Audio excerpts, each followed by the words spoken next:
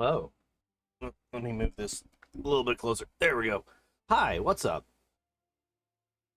It's Saturday, which means we're doing another build. And today, as you can see by what is selected here, and also the title, and also the go live message, excuse me, we are doing Aragorn. Let me just check one thing real quick. Yeah, okay, I did switch that. Huh. We're doing Aragorn today. So far, we have done Gandalf, we've done Gimli, we've done Legolas, we've done Sam, and we have done Pippin. The characters that we have left are Aragorn, which we're doing today, Merry, which, actually, no, Merry, which we are doing next week, and then, actually, there is one thing that I should check. We got 26 votes. Got 26 votes. Let me pull that up. Bam! And it looks like a very nice percentage of the people that have voted are wanting to bring Gollum with us as the bonus 10th fellowship member.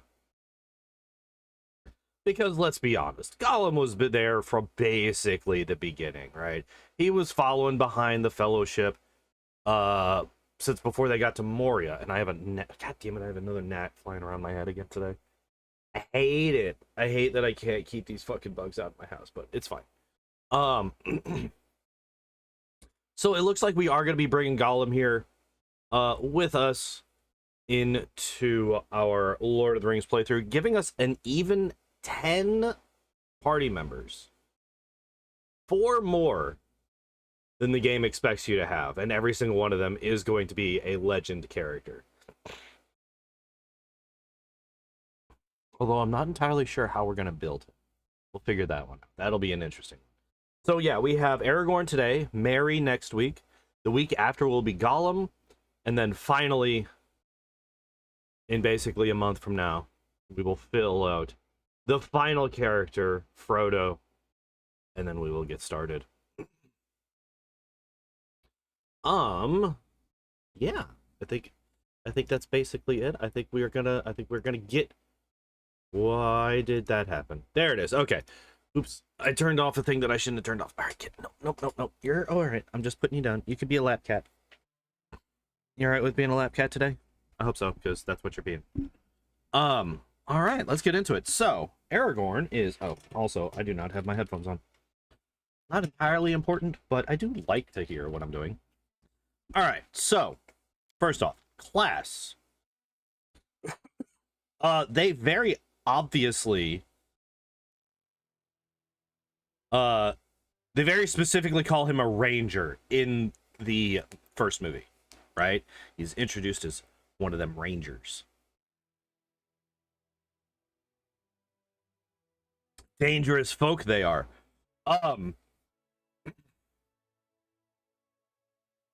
Now the question is,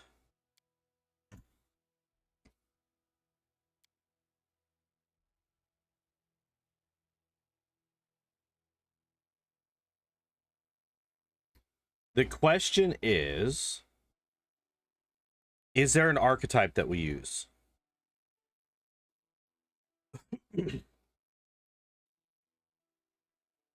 Is there an archetype that we use? Or do we just go basic ranger for it?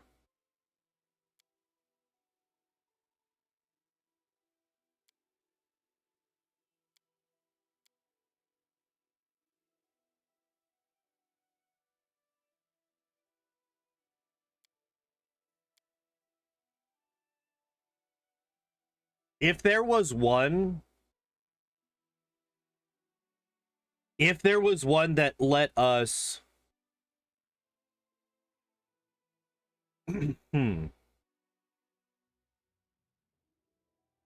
I think the ideal one would be one that lets us get rid of his spell casting, but it doesn't look like that's a thing. It looks like all of the different... Yeah, it looks like they all have spell casting.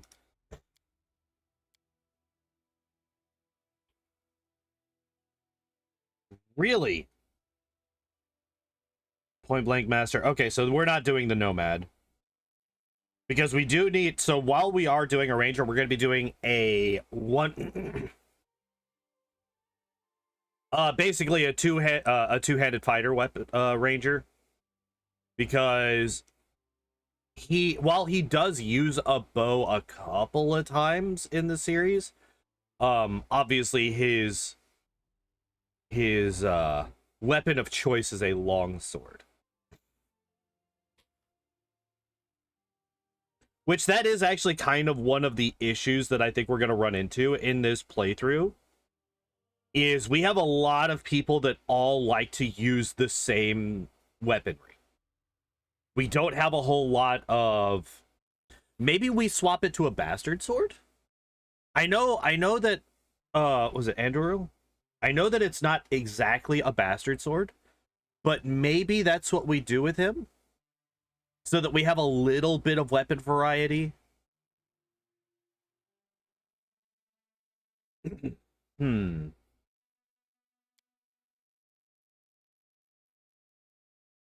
we just go basic ranger?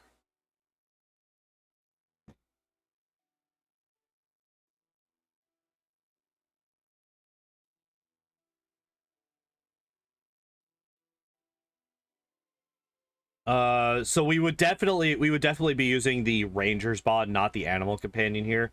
I was thinking about maybe getting oh fuck, what's his horse's Brago? I think is the horse name. I was thinking about maybe giving him the animal companion and having him have Brago as his animal companion. But he doesn't ever really fight on horseback.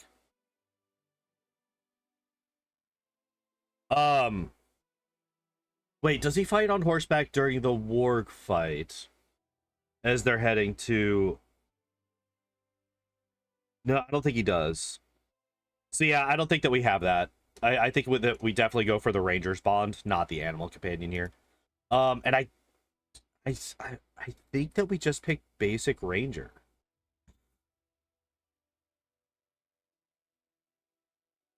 Okay, what would we get? We would get rid of favored terrain, which I would actually be okay with. We would also get rid of favored bond. Oh, it's just forced ranger's bond. That's actually fine. We would get rid of master hunter, make a single attack against a favorite. Is this a fort save? Yeah, fort save or die. And this is also a fort save or die. Okay, so it's the same thing. It's just charisma versus wisdom. Ah, that's right. That's right. Espionage expert is charisma based.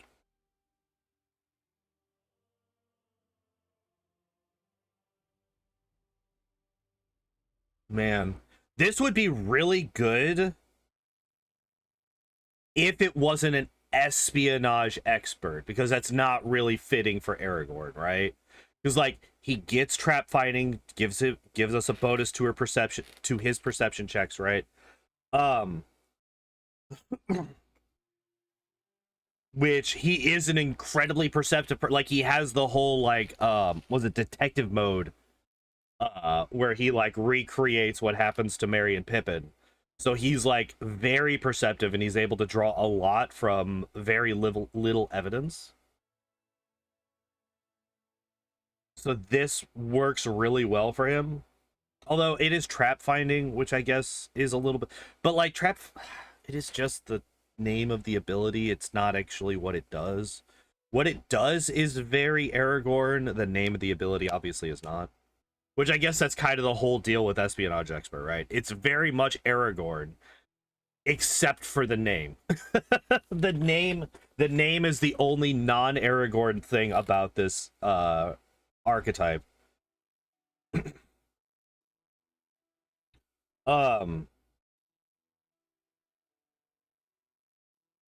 Yeah, what is this? Hey, Taco, what's up? Welcome in.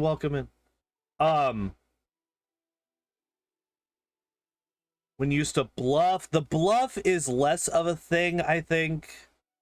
But he also is pretty stealthy, right? What is the line in the first movie? I can move unseen if I wish, or something like that. Espionage expert magic, that just means charisma instead of wisdom, which I kind of wish that it was still wisdom.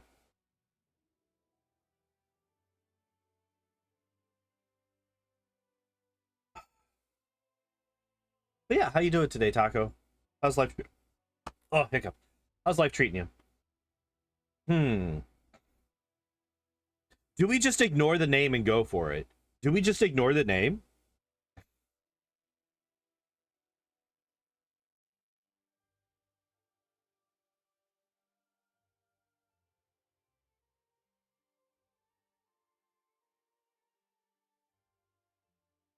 Do we just ignore the name?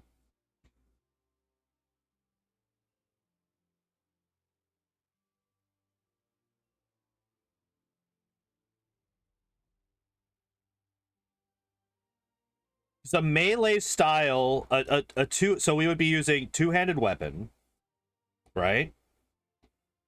Be using a two-handed weapon. Just ate a piece of watermelon? Hell yeah.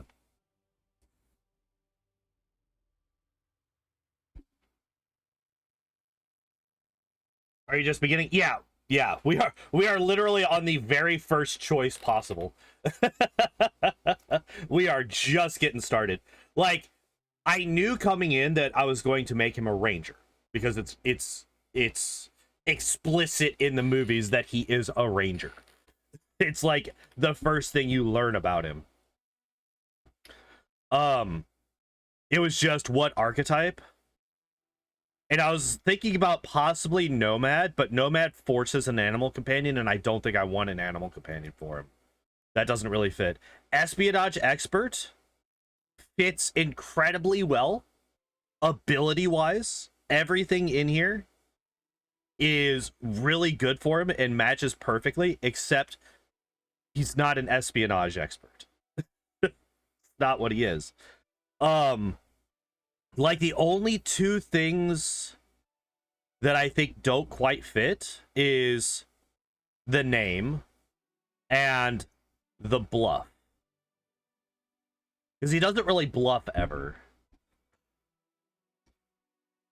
He is a very straightforward and honest person throughout the movies. But I think we sacrifice the name fitting because this fits him so well. This fits him so well. So I think we are going to go for espionage expert. Now, okay, so here's another thing. Aragorn is 87 years old in the movies. He's a very long-lived person, which means that he's not entirely human. He's not like a half-elf, right? But I don't really know his lineage. Aragorn.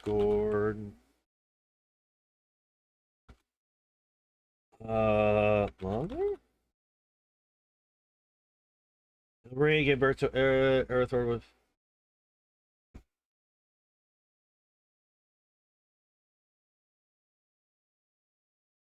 Was she human? Yes. Okay. So both Arathorn.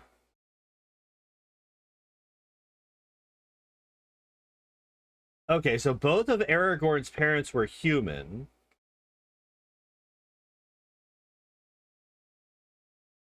Because I was thinking about maybe going half elf or maybe Aasimar to kind of represent his here, let's swap that. Either half elf or Aasimar to kind of represent his long-lived bloodline. But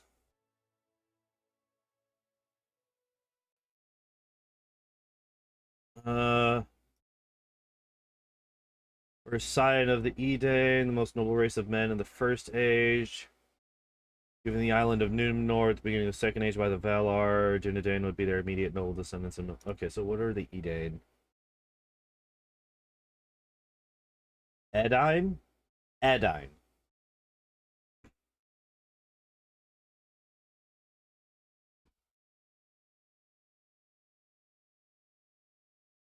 Okay, it's just like, so you got you. Okay, so like over the past 10,000 years or so, it's all been human.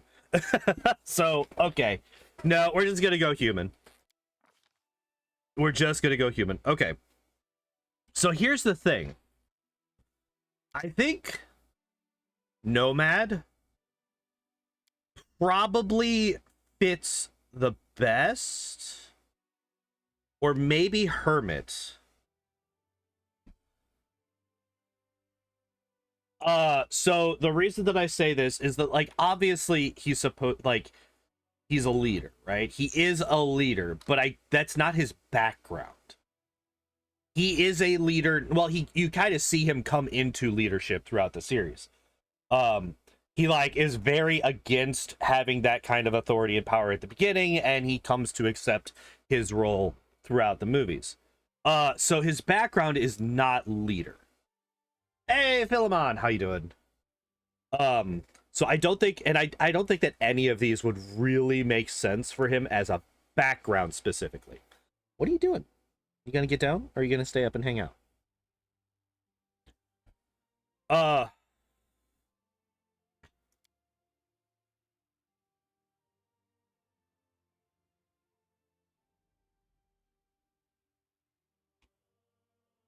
he's very complex. He is very complex. We we spent the first half hour just talking about what archetype we were going to choose. It's quite the journey guy when the film started. Yeah, well, I mean, like, he's 87. He's been around for a hot minute. And you don't really get a whole lot on his backstory, right? He's an exile. He was raised in Rivendell after what I just found out, after his parents died. Refused his heritage. Yeah. Kitten, no, stop.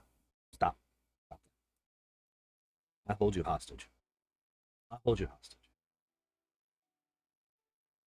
15th level druid feature? But his body isn't timeless. His body isn't time. Well, I guess druid bodies, they don't age, but they still is the most accurate thing in Pathfinder, if I recall correctly, to make a human live longer. Yeah. Are you done? Are you done messing with my fucking pop filter, kitten? Please leave that alone. I need you to get down. I need you to get down. I need you to get down. I need you to get down. He has been so hesitant to jump down since yesterday. I don't know what his deal is. But I feel like Wanderer is the best. Maybe Hunter. Maybe Hunter?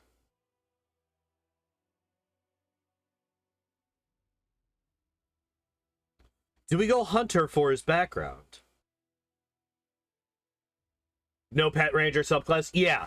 So the biggest question that I like, the biggest like, not doubt, like, the biggest thing against picking espionage expert was literally just the name. After attaining 15th level, a druid no longer takes ability score penalties for aging and cannot be magically aged. Any penalties she may have already incurred, however, remain in place. Bonuses still accrue, and the druid still dies of old age when her time is... Yeah.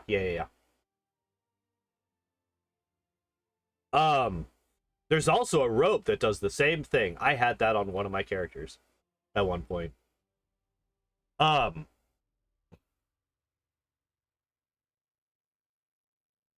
Wanderer makes sense. I don't actually know how much of a hunter he was.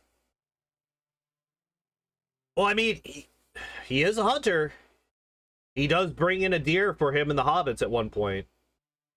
And if he's a ranger, if he just lives out in the wilds, he has to be good at hunting.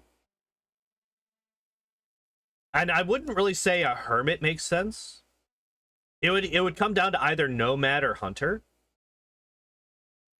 It would come down to nomad or hunter. I think that both of these you can argue for sure. I'm gonna go with hunter. Like, oh, you could also maybe go... No, actually, no. None of the warrior subclasses match him at all. Like, obviously, he also has a warrior background, but none of these make any sense for him whatsoever. He's not a gladiator. He's not a mercenary. He's not a guard. He's not. I think I'm gonna go with Hunter because I think Hunter and Nomad are both equally viable as choices. Like lore wise, and Hunter I think is going to be more mechanically beneficial than Nomad, because Nomad gives you a +3 to max hit points for your animal companion, which we just don't use. Wait, what? Regional Kadiran Wanderer. +2 bonus. Oh, actually, this fits a lot better. Yeah. Hey, Penguin, what's up? This actually does fit him a lot better. The +2 bonuses on saving throws against fatigue and exhaustion. Like, my brain is immediately going to the run that they do when they're chasing the orcs, right? Where they're just running for days and days and days on end. Oh, the background because resistant fatigue, yeah. Yeah, I think I actually like this one a lot. Thank you for pointing that out, because I would not have thought about this one at all. He's a beast at cardio. He definitely is.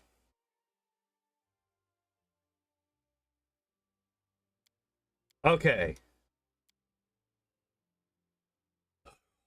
Now,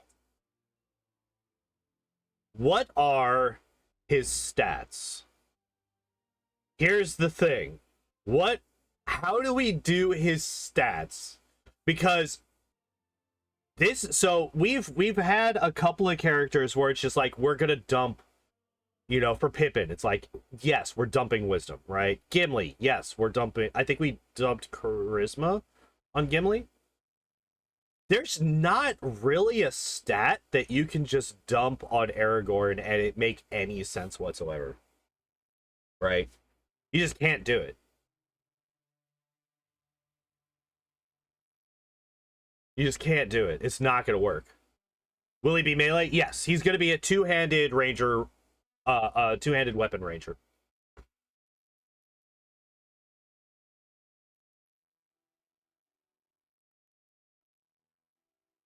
So here's the thing. I think what we're going to do is I think we are going to do a Aru point buy.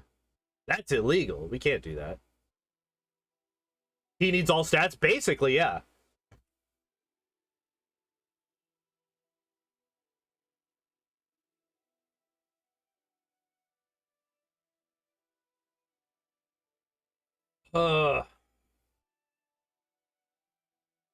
He's also going Lich. We got to remember that as well.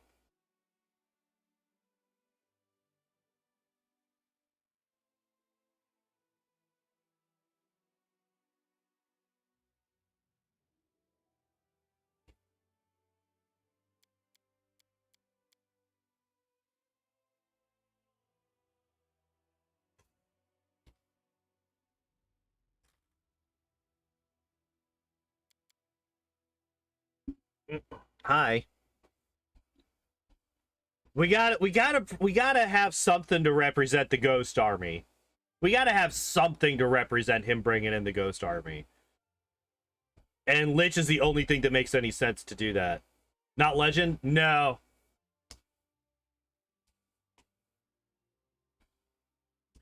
Legend would definitely, like, obviously Legend would be the second. Do we have Legend yet? Oh yeah, we got at least 2. We Gimli and Legolas for sure. Oh yeah, Boromir as well. So yeah, we got 3 legends so far. That's one of the reasons that I'm trying not to go legend with every character. If there is an excuse that I can take to not give them legend, I'm going to take it. That's why we're going Lich with Aragorn. We're going Demon with Frodo.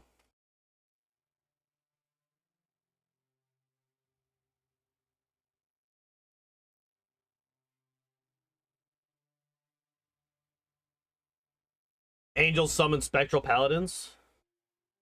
We have an angel though. Gandalf is angel. They're Like, here's the thing, they're not paladins. Those ghosts are not paladins. Those ghosts are not good people.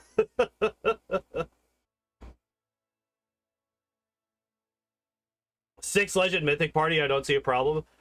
Look, also funny that you think that we're going to be limited to 6 people. I'm going to try so hard to find a way to bring all 10 with us at all times.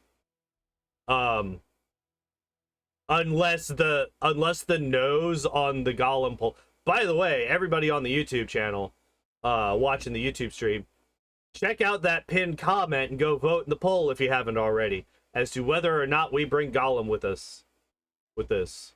Because the yeses are winning quite dramatically at the moment. So if you think that we shouldn't bring golem for any reason, you should go and vote. Because yeah, that's a thing. I think we have to have at least a 14 wisdom. Probably easy if there's a mod for it. I'm sure. Well, like, I feel like Toy Box should probably be able to do it, but I'm not sure.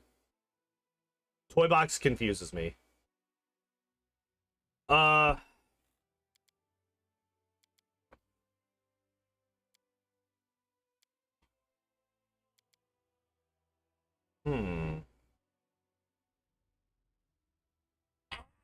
claws in my shoulder.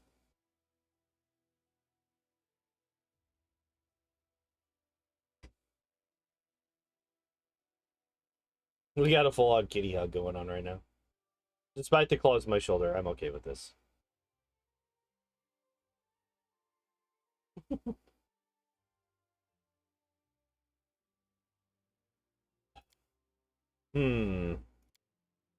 Okay, I don't like this. This actually hurts a lot.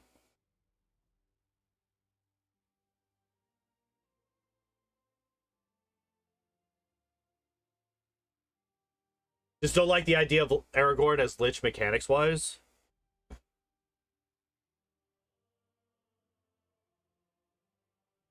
Do we just make sure that he gets a class? Okay, so if we do go legend with him, what class could we go with him that gives him animate dead as a spell? Does Ranger get animate dead as a spell? No.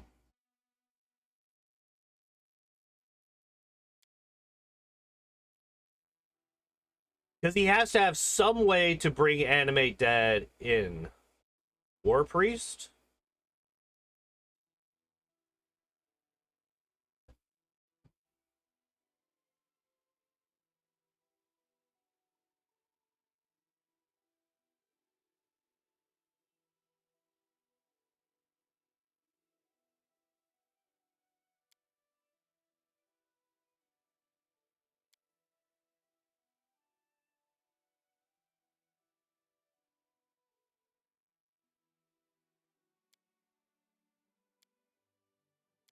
Obviously, he's not a wizard. Obviously, he's not a witch. He's not a sorcerer.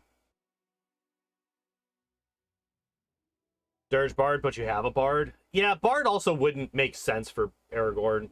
That just wouldn't. That would fit even less than Lich, I think.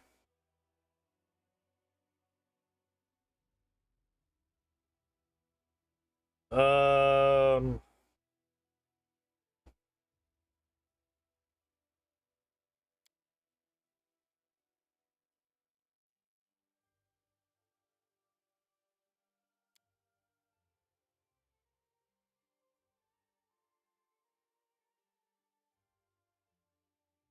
Oh, these are not in alphabetical order.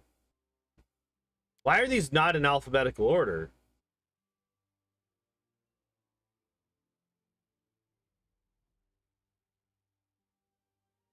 Owlcat, explain yourself.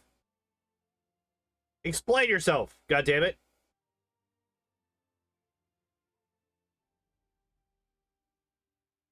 Alchemist. Ow, fucking hell.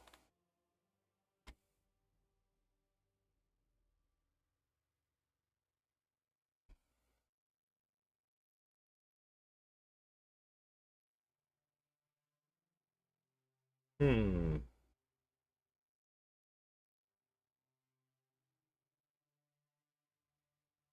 Do Inquisitor get to summon dead? Maybe Blight Druid have it? Otherwise, it makes no sense for a Druid to have that. Yeah, I was just like checking. Do Inquisitor? They probably do.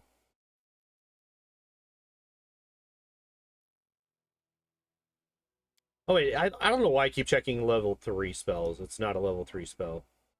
They do not. Interesting.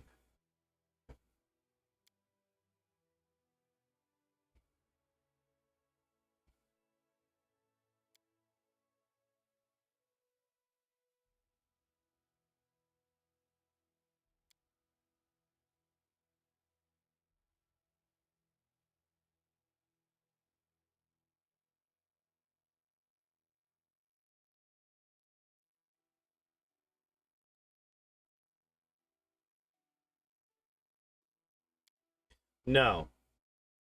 Huh? Me? Yeah, I'm fine. Got it as a quest reward. Usually I think it's not on their spell list. Ah, okay. Yeah. Reanimator gets the strongest undead summons is all I know mechanically. Okay. Alchemist just doesn't make any sense for him, though. That's the problem. Why? What, just let me scroll. Why is it not letting me scroll? I'm trying to scroll with the scroll bar. I'm trying to... There.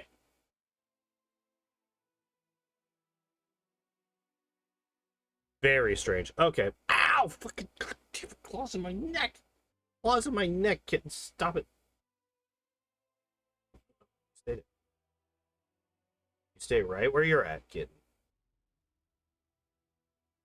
Hmm.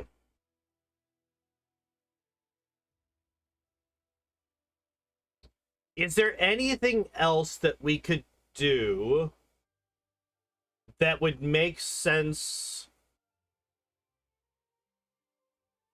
Ow, fucking Jesus. All right, kitten. Nope, you're getting down. You're getting down. Far too many times have you clawed my fucking shoulder. Let go. Let go. Let go. Let go. There.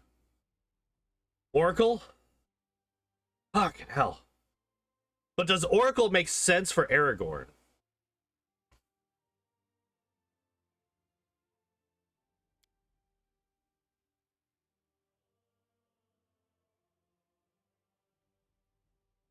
What the hell? It's not on their spell list.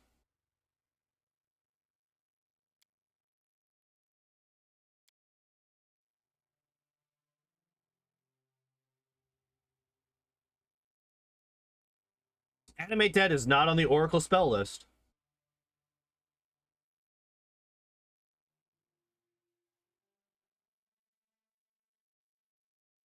I mean, I guess if you have like bones, I'm sure.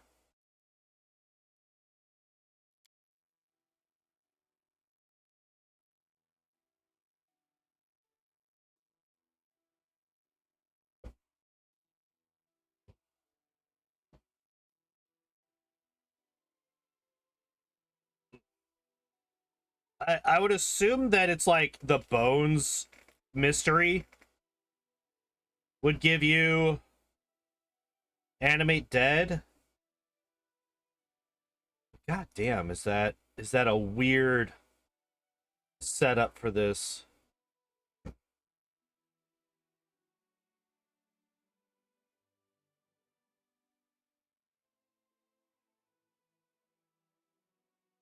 That doesn't really make that much. Yeah, like this is the problem. Like having an army of undead is like very much not something. Do we just ignore the army of the dead? Do we just ignore it entirely?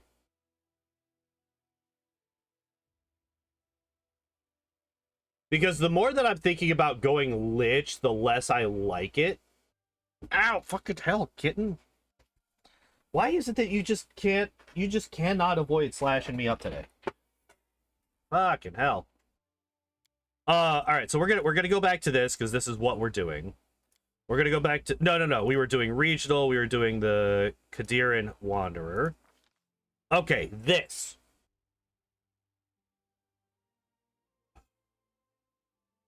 Leave it as an endgame option? Maybe. Maybe. Hmm.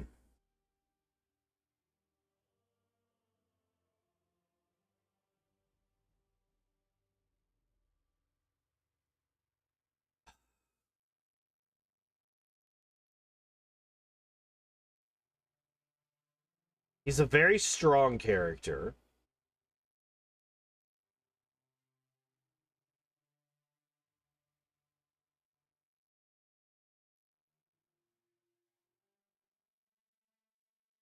I don't like this stat line at all.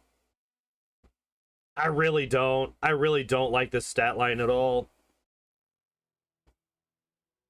But like it's so hard to build him as a character in this because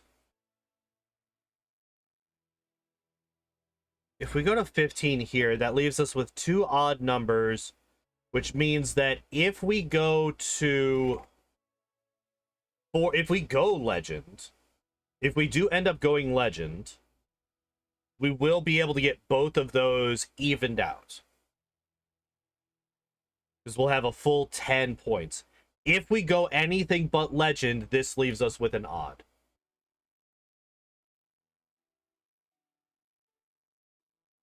Legend does give you more stats, that's true.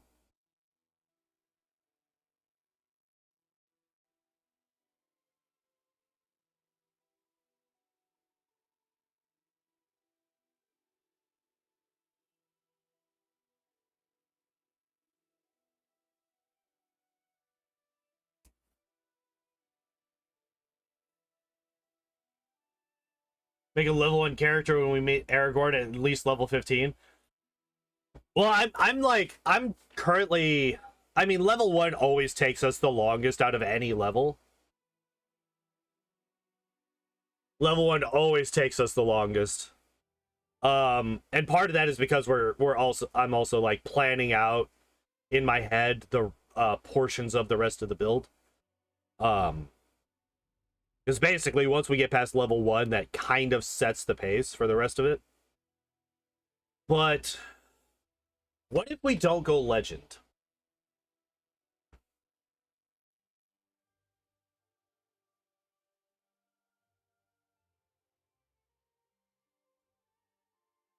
What if we don't go legend?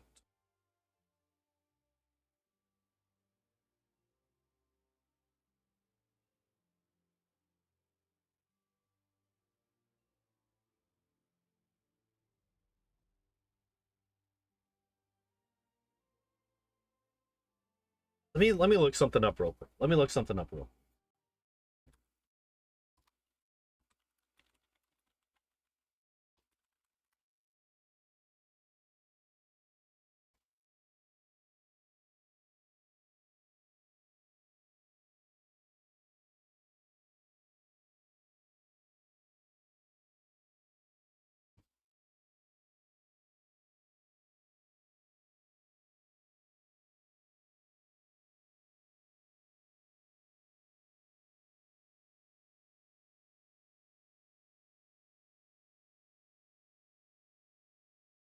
What if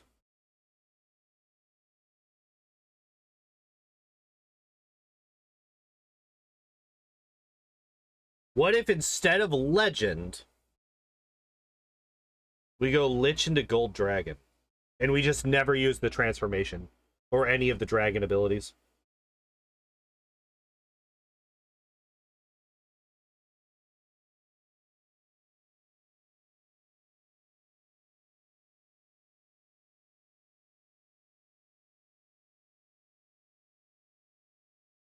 What if we do that?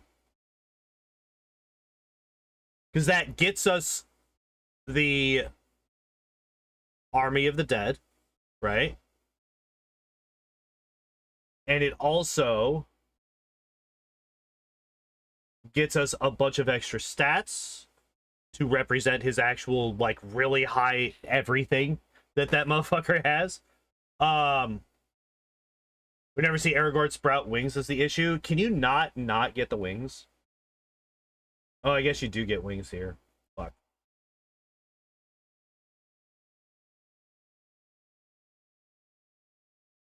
Damn.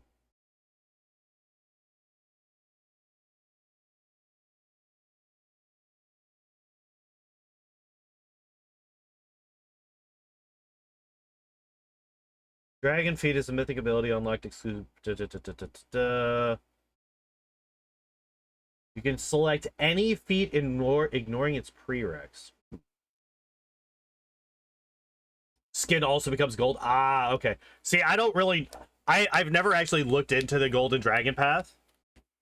I've only ever had one playthrough where that was even an option for me, and that was my first one, I think. And I ended up going Legend. So I've never really looked into it too much. I just knew that they got a massive boost to their stats. So I wanted to throw that out there. Talk about it a little bit. I guess that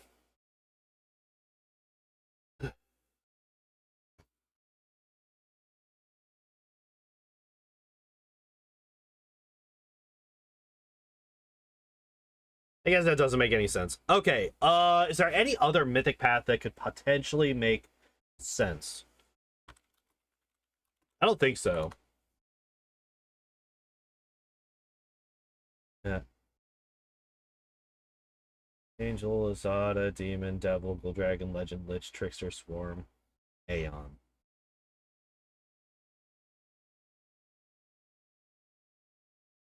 Eventually, all stats are a minimum 18 on Gold Dragon. Yeah.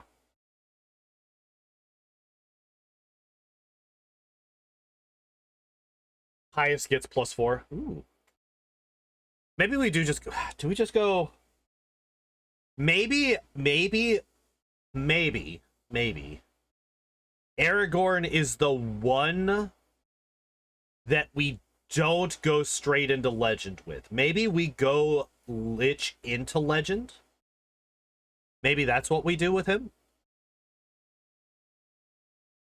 Because people like Boromir, Legolas, Gimli, they're all going to go straight into Legend.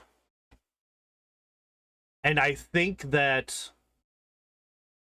Aragorn going Lich into Legend could make sense. That gets us all the stuff that we want, right? Mod to not look like Gold Dragon form, yeah.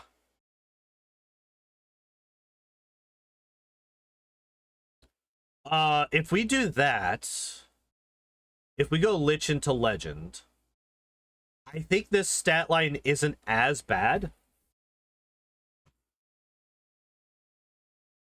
There's a mod to avoid that recolor. Interesting. And I'm sure, wait, is there, I feel like there's gonna be an option in cosmetic, like a cosmetic option to not show wings or something like that. But I feel like if we're deciding between Gold Dragon and Legend makes more sense, like thematically.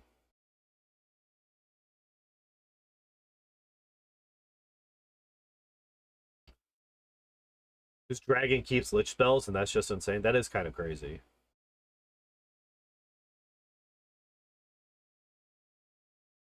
Some Kingmaker companion stats right here, Jathal. Yeah. Yeah, I'm not a huge fan of this stat line, but like the problem is that we can't drop any of his stats. We can't dump a single one of his stats. Right? Like he's very strong. He's very dexterous and maneuverable. The man can run for fucking days. His constitution is off the charts. Like the fact that that I currently have his con at only a 12 is not something that I'm okay with. I do not like that. I do not like that I only have his con at 12. But he's got a crazy resistance to the ring, so his wisdom has to be pretty high, and also he's just a wise character. In general, he's intelligent, so his intelligence has to be a positive modifier. He's charismatic. Like, the only one is maybe charisma, because he does make a couple of stupid choices in that vein. So maybe we dump, maybe not dump charisma, but maybe we do this. Maybe we do something like that. Space Ranger instead of Espion. Oh, that's right. That's right. We're an espionage expert. We need to have at least some charisma.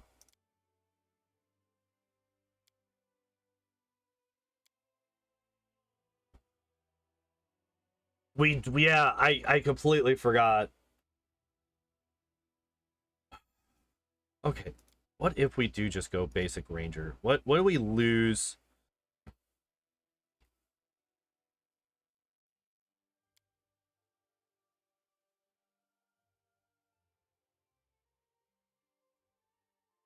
So we don't lose this.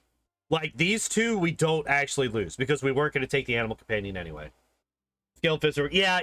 Which is something that that is actually the other really big downside to that is that we would need to worry about charisma. But then again, what if we just don't?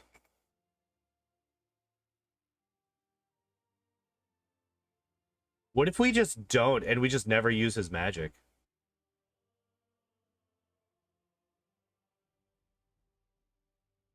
I don't think we can afford that. I don't think we can afford that. Not if we're going to be playing on unfair. Even if we do have a fucking cheaty party with all like full mythic characters, I still think that on unfair I can't just ignore buff spells and spells that I have access to. So maybe we don't go espionage expert. Losing that perception kind of hurts me. It like hurts my soul. May as well go fighter IMO, but that defeats. Yeah, exactly.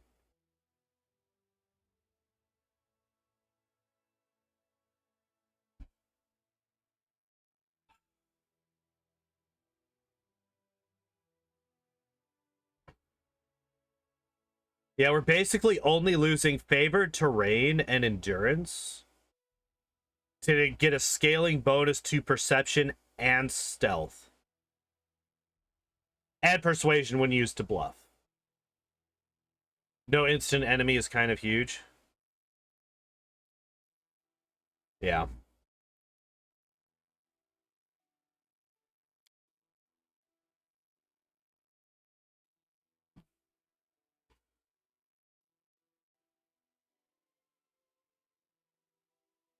Fire Lich, Gold Dragon, who never uses spells until Gold Dragon stat raise.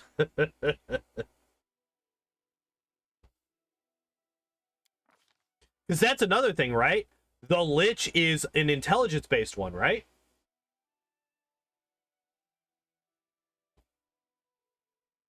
Lich is an intelligence-based spell book, if I'm not mistaken. Why did it delete this? Stop it.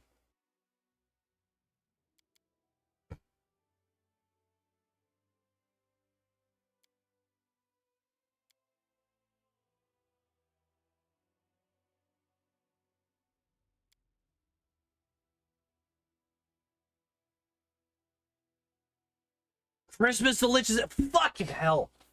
I hate it.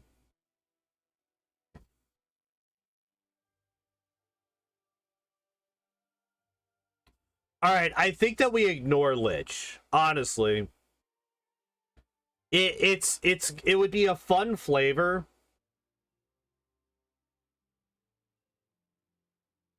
It would be a fun flavor if we went Lich, but I think it just causes too many issues. I think it just causes too many problems. I think we ignore Lich. I think that's the only thing that we can do. So do we just do this? Do we just do 14 con? Something like this?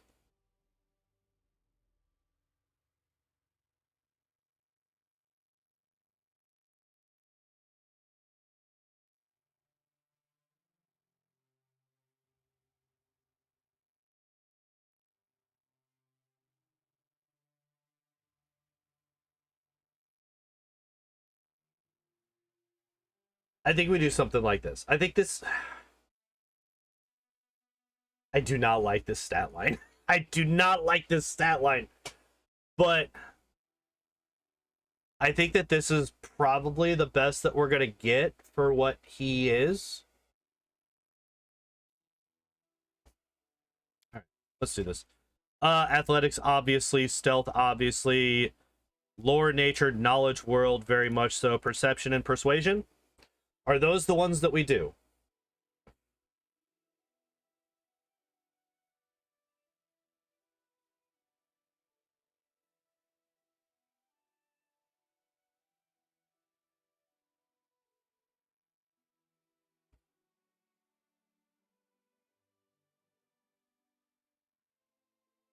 It's actually the 16 combat we were limited, so 24 sure.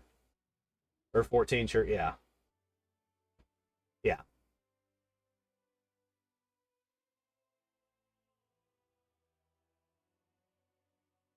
Yeah, I like this. I like this.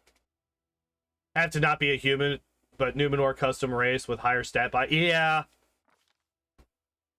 Or at least just a double bonus instead of just the one. Right? Okay, so here's the thing.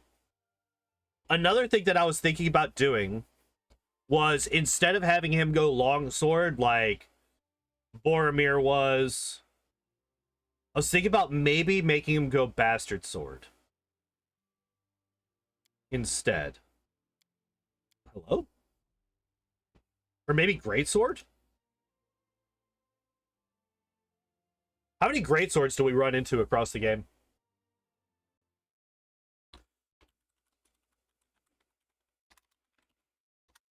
What are greatswords? Let's find out. How many good greatswords are there? Vicious.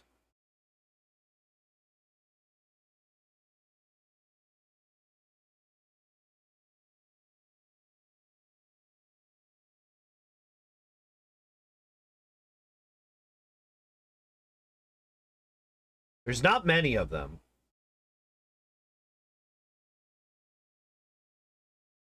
There's always Finian. I was literally just looking at that. I was literally just looking at Finian. Yeah, it's like, oh man. +3 greatsword is merged with Numerian technology. Once per day, the wielder can activate one of 5 enhancements, for a number of rounds equal to half the wielder's level.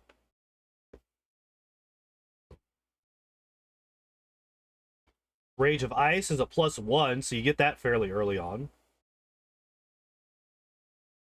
2d8 cold damage on hit. When raging or under the spell Rage, the weapon is +2 better than normal. Interesting. +3 with holy damage is something else.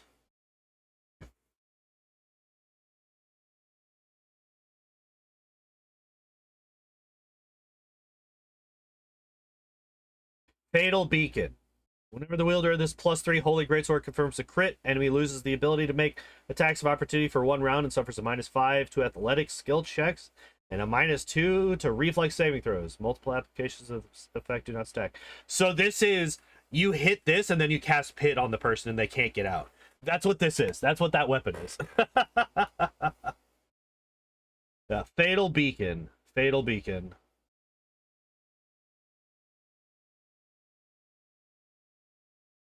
So I got a list of well, it's on the Extra Life wiki, so God only knows how accurate it actually is, but this is the list that they have available for all the great swords. The best one though is +5 Flaming Greatsword deals an additional 2d6 divine damage on hit. If its wielder is good and its target is evil, it deals an additional 3d6 divine damage instead. Remnant. That's a good one. That's a good one. So yeah, maybe we do Greatsword. That way we don't have to waste a feat on what's it called? On exotic weapon proficiency, right? So I think we're gonna have Aragorn using great swords, but I don't think that we grab weapon focus just yet, right? I don't think we grab weapon focus just yet. Favorite enemy spellcasting, more effective. Oh no, never mind. Fast learner. I don't think that this is necessary.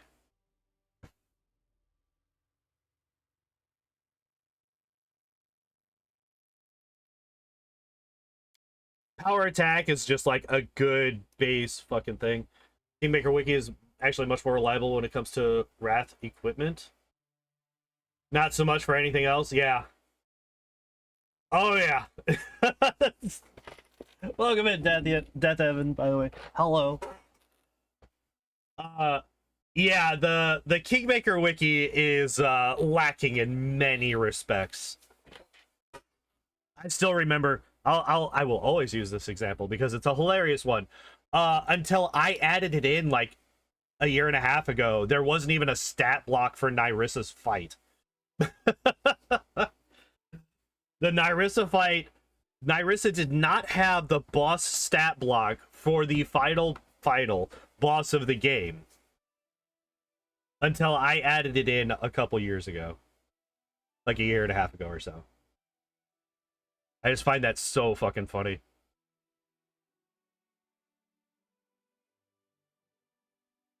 Because I was trying to look up all of her stats so I could plan out the speedrun better. And there just wasn't any. I was like, all right, well, I have a save. Fortunately, I had a save from an earlier playthrough where I just like brought in Akundeo, had his you know, his I think it's lore nature for her, and just like kept rolling it over and over and over again until I managed to get the fucking roll to work. Do we just do power attack here? Need greater magic weapon while using great swords and wrath because the best ones are +3s. Wait, why are the best ones +3s?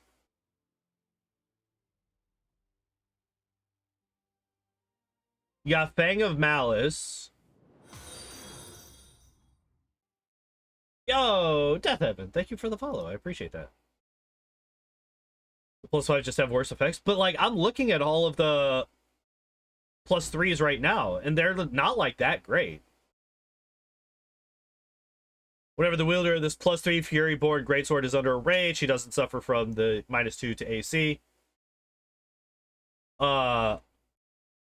There's the +3 Holy Greatsword, but like the what was it? Fatal Beacon. Oh wait, no, that is Fatal Beacon. Remnant is basically Fatal Beacon, but it also does fire damage, which, granted, you know, fire damage is going to be resisted from all the demons, but it's still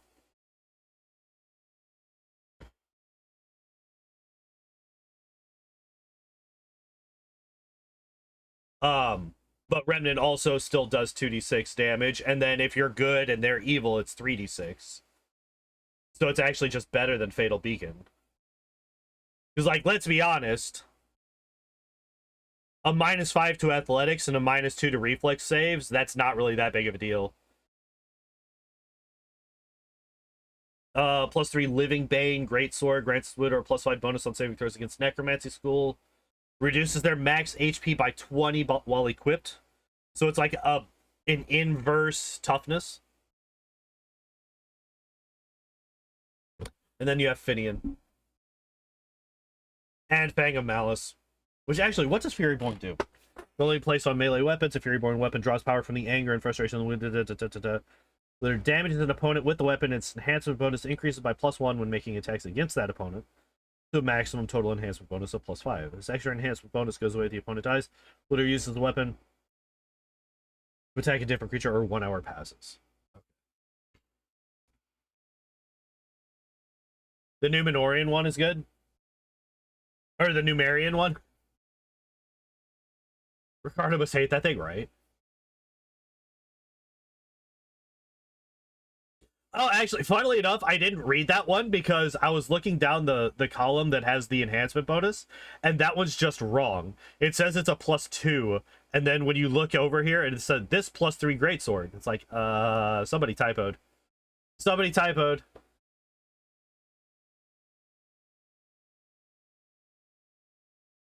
Yeah, that one's a really interesting one. I like things that give you options. It's one of the reasons I like the Ring of Circumstance so much in Kingmaker. It's just so versatile. It's really, really cool.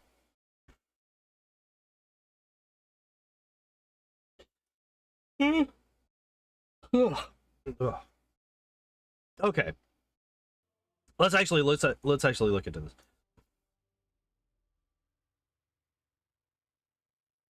Because I do think I am gonna go great swords with him.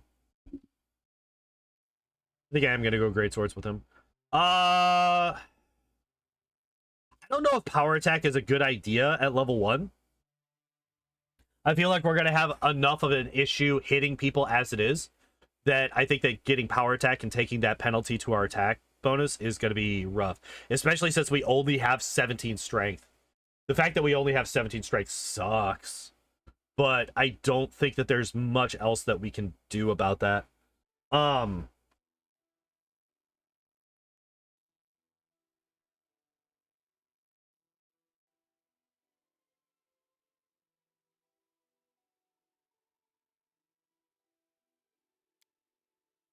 Do we just grab weapon focus? Do we just get this at level 1? Just confirm animate dead is on Oracle's regular spell. Wait, what?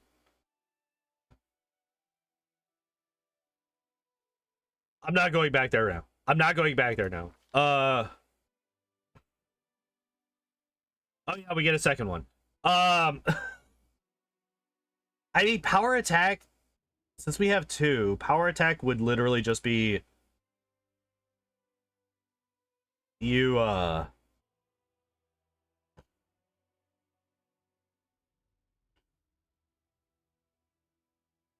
check your saves. Do they have the bones? Does that Oracle have the bones mystery? Or are you talking about Darren? Also, gotta be careful. Darren might have some weird shit because they do have Has anyone asked you to make Saruman yet? No, not yet. We are so right now we are making a party. We are making the builds for a party that I'm planning to do the playthrough with.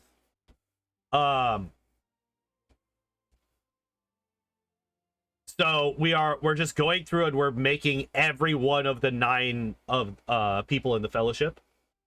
And then if the poll says yes, we're also going to be building Gollum. And that's the party that we're going to be playing through. We might do Saruman after, but that is not the plan for now. Saruman would also be a difficult one to do because we just don't see it. Like, Saruman is in the movies for a very, very limited amount of time. And you just don't get a whole lot of... He doesn't do a whole lot. He's a great character, don't get me wrong, but he doesn't... Like, the only things that we see him do is the fight between him and Gandalf, and then him throwing the fireball in the extended scene in Return of the King. That's about it. That's a very difficult character to make an entire build around. Maybe one day, but not at the moment.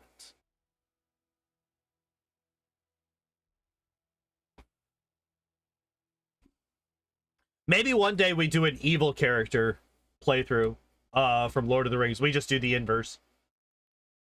Kind of try some voice related spells. Oh yeah, he does. He actually calls lightning. He does actually call lightning. When they're going over Caradhras. Yeah. Let's focus on the fellowship. I am so easily distracted. I'm so easily distracted. And I don't apologize for it. Saruman, Sauron, and the wraiths. The wraiths would be so easy because it's just copy paste every single time. I think those guys would definitely just be normal mercs. I would not hire I would not give them like a full 25 point buy in mythic ranks.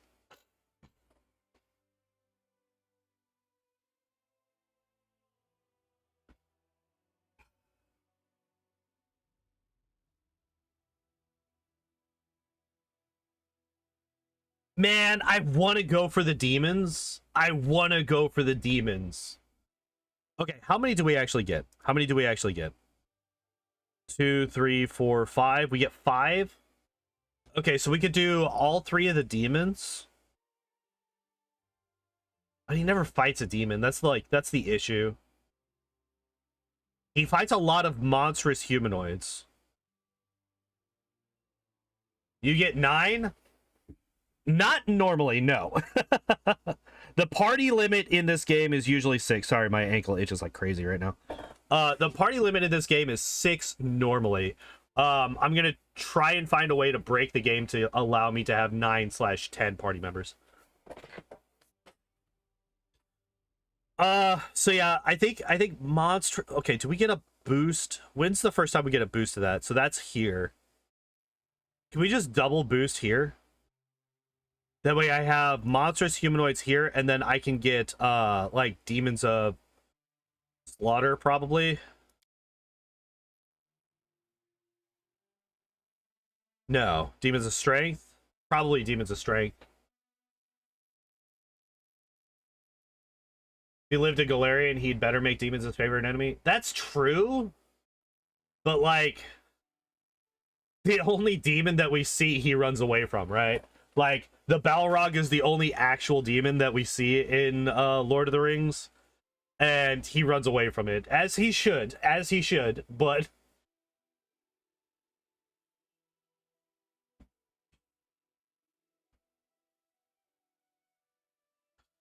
um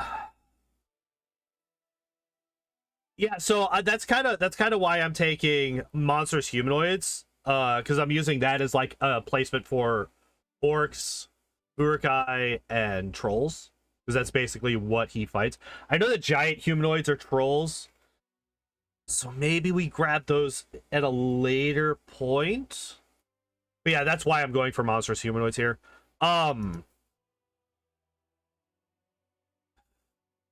Maybe so. Okay, so here's the thing. Maybe so that we don't quite.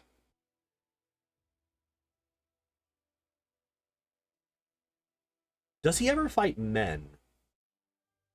No, right?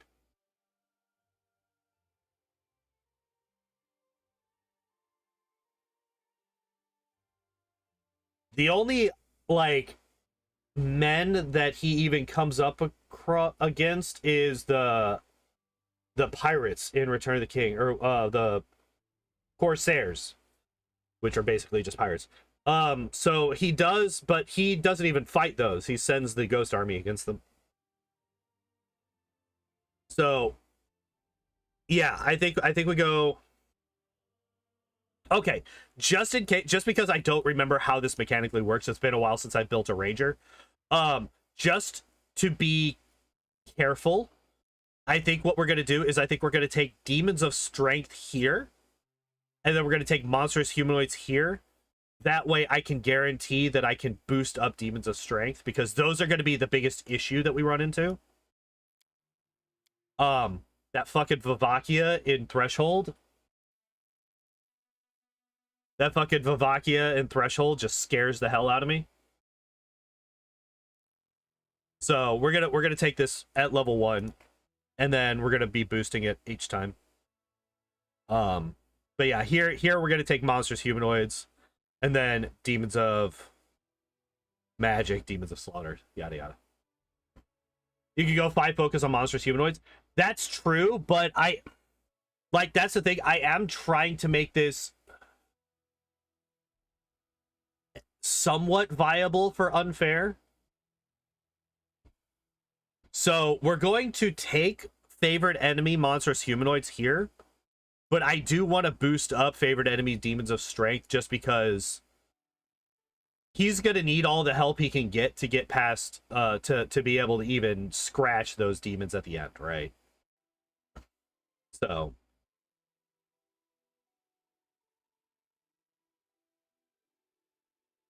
then you cast the thing on them.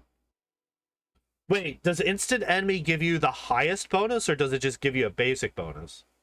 And you get oh, does it? Oh shit, I did not know that.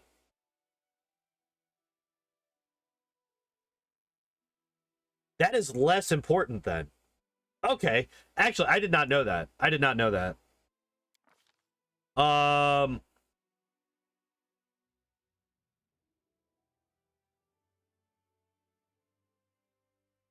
okay. Aristil? Maybe?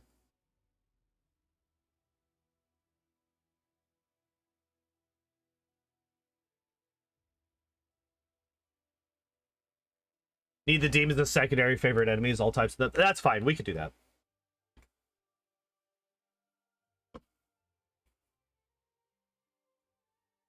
Yeah. Okay. Do we do Aristil?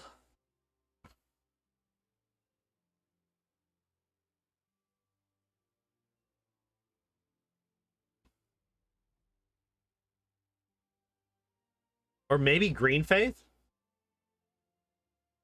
So to understand, you play each character and then meet them together? No, Kamari. So basically what we're doing right now is these builds themselves are just kind of blueprints.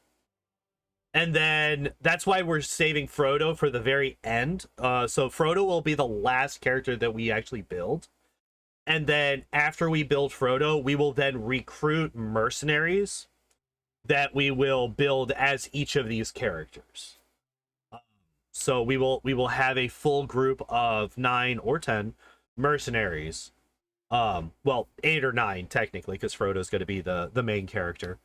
So yeah, these are basically templates or blueprints. Kind of talking through their builds, getting them all figured out and set up before we get started. Because like if I'm in the midst of playing a game, by the way, he's definitely lawful good. 100% he's lawful good.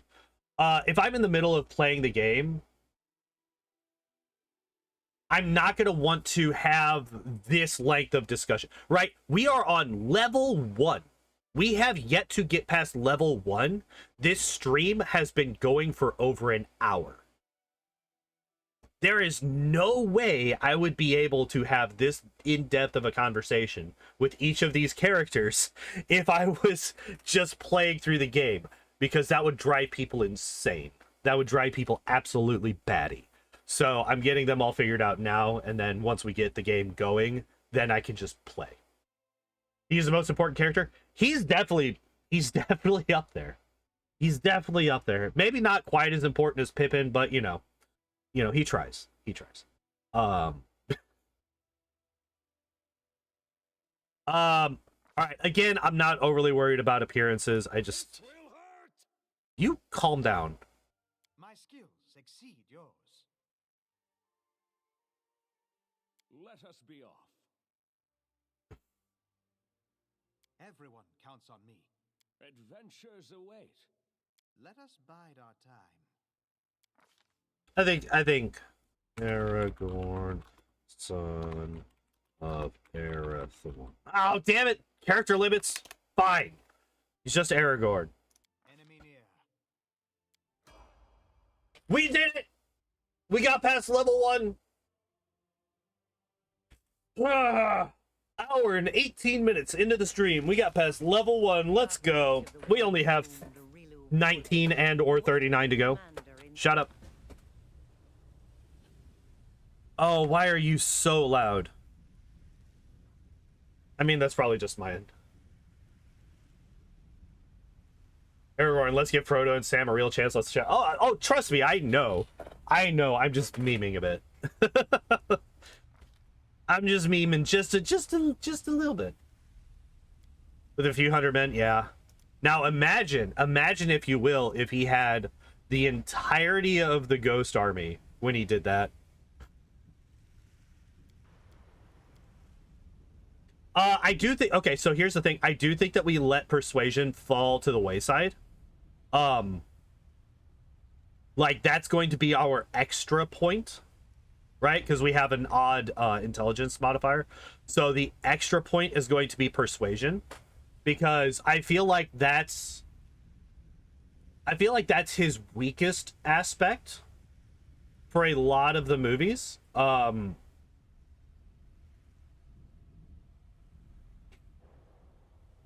Out of all of these options anyway. He does blunder a few times in his speech. He's a little bit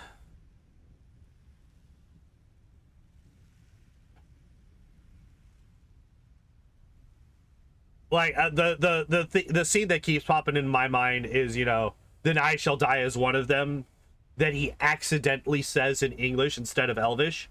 And you know, a lot of his interactions in the Two Towers with Theoden,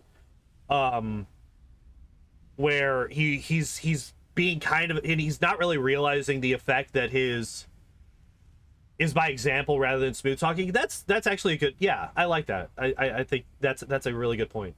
But like he doesn't quite, it seems almost like he doesn't quite understand the effect that his words are going to have on the morale of the men of Helm's Deep as he's on the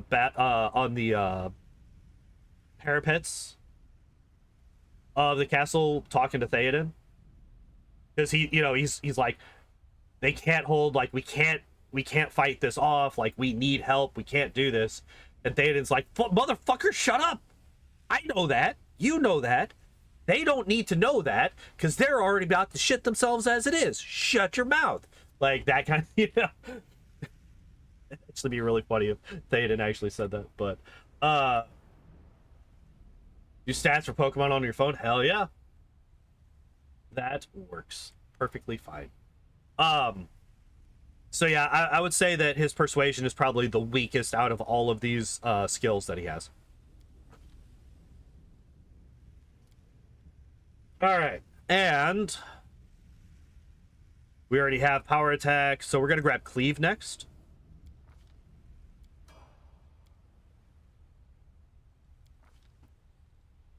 Bam, bam, bam, bam, bam, bam. What DLC do I want to do this where I can make a template? Oh, so these are not templates that you can then transfer into the main game. These are templates that I am then going to look over off stream and basically add into like an Excel sheet that I can look up whenever we're playing through the actual game.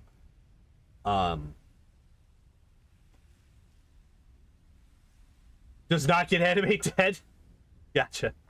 Yeah, unfortunately, that's something that I really, really wish Owlcat would add into the game, is just allowing you to put in a full build for a character that you want to put in, and then just having that be their auto build.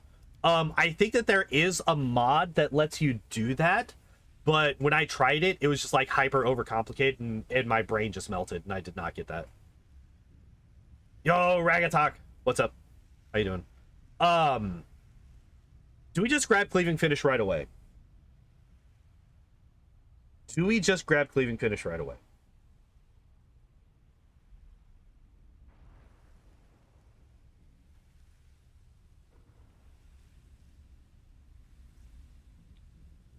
Not being able to pre-set up your build is so be it. Yeah, it's a little bit like, I would like to have it as an option that you a lot like the auto builds, right? I would like for it to be an auto build adjacent mechanic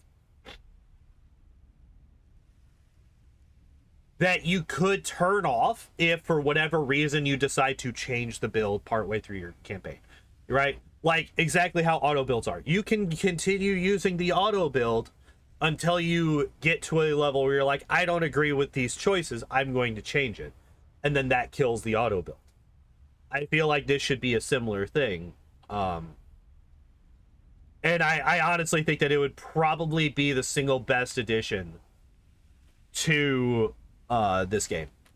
I think that that's probably one of the single best things that they could add, mechanics wise, and just flat out quality of life changes. Outside of maybe adding in like an actual in-game version of bubble buffs or something like that, right? Like barring something like that, I think being able to add your own auto builds would be an insanely good thing to do. Yeah, maybe we do just do this. Favorite terrain is definitely going to start as forest.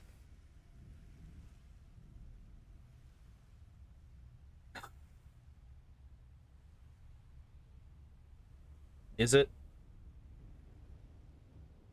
When's the next one? Level 8?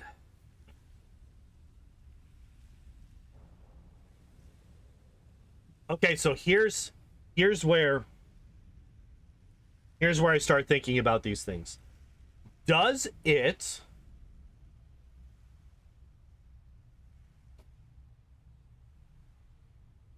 statistics mod is real nice? Yeah. Okay, so do we care what order we take these things in?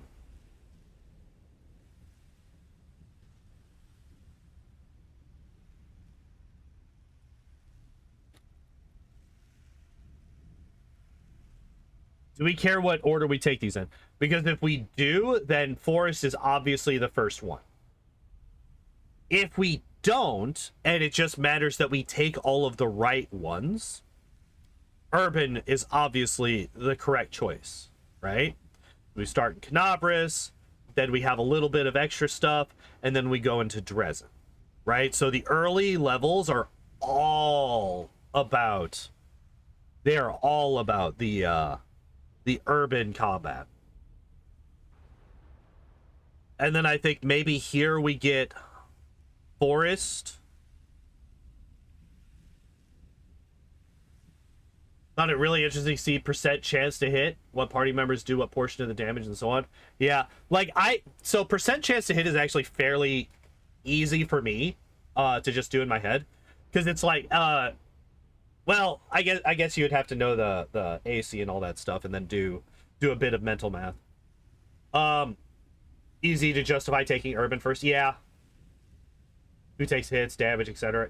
That's actually really interesting. I'll have to look into that. I didn't know that there was a mod that did all of that.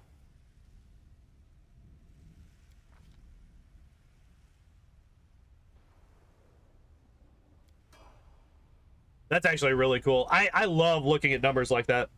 I love looking at numbers like that. So we just boost strength. I think we put our next point into dex, and then the rest of them are all in strength, right?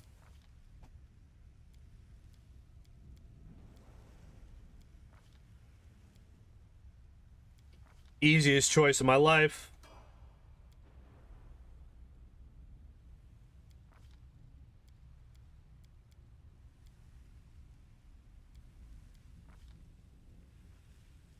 All right, what do we take here?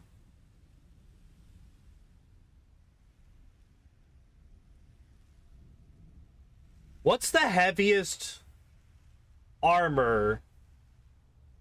What's the heaviest armor that we ever see him wear? It's just leather, right?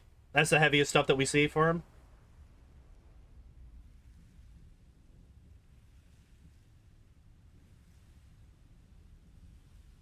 Leather? Okay. That would make sense. So maybe we grab armor focus? Okay, let me actually take a look at this.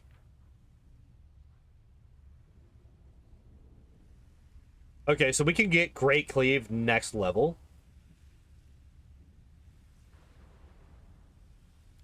We can get Great Cleave next level.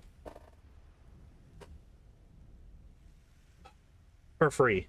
So I don't want to grab it here.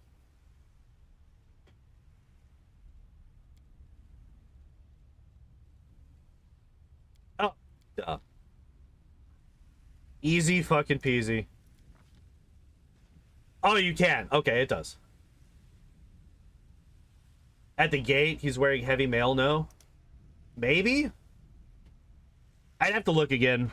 All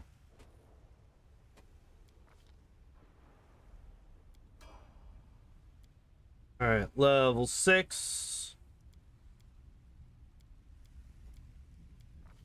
Combat style feat, 2-hand, Great Cleave is the correct thing.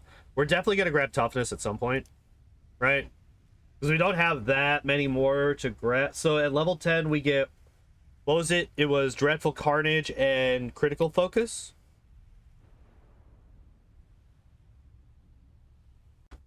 Oh, actually, here's a question. None of, okay, I was like, maybe, do any of the great swords have keen or like an extended crit range or something like that? None of them do. So we are going to want to grab Improved Critical, that's for sure. All right, Mythic Hero. I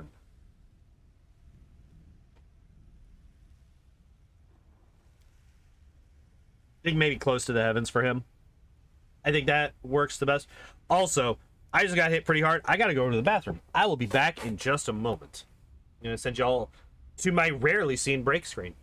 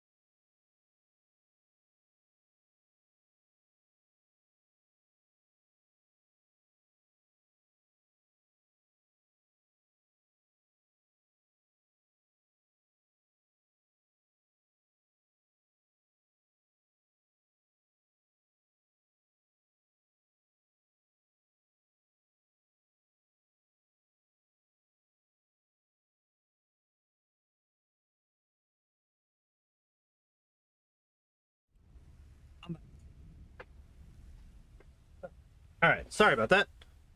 There's a there's a reason that people well, there's a reason you shouldn't eat McDonald's immediately before going live on stream. Let's just say that. Welcome back, Buddy Cat. All right, what were we doing? Close to the heavens. All right, that's right. We were doing our first mythic choices.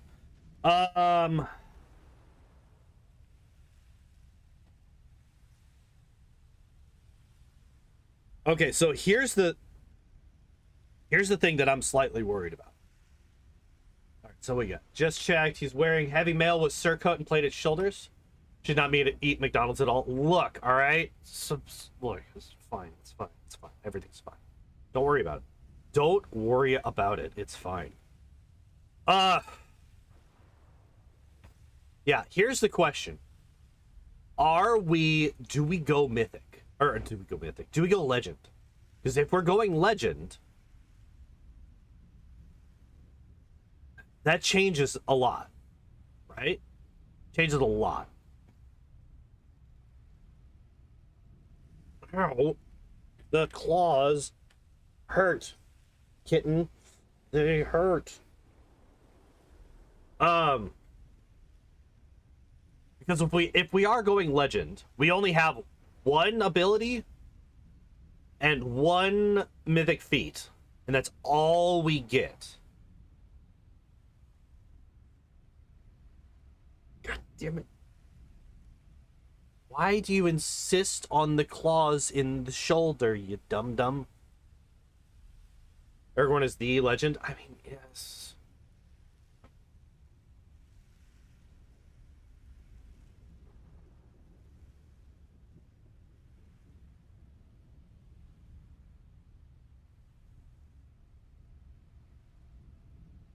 And a bonus to attack and damage roll equal to your mythic rank. So that's only going to be...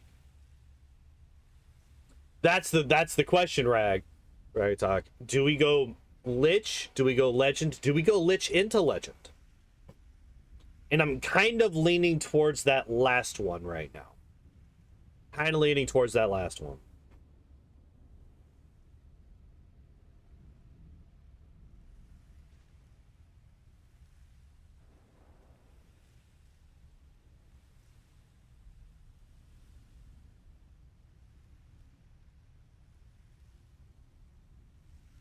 Sorry, we're doing some kitty snuggles.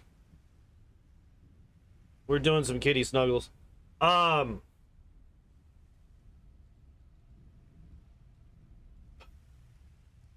We already have inspirational leader. Like this is a thing. He is this. But I'm trying not to overlap my mythic abilities for things like that at least.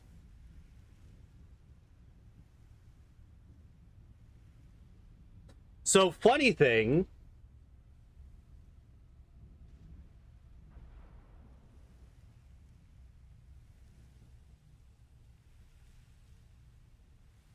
not gonna be an optimal build, but still be very good. Yeah.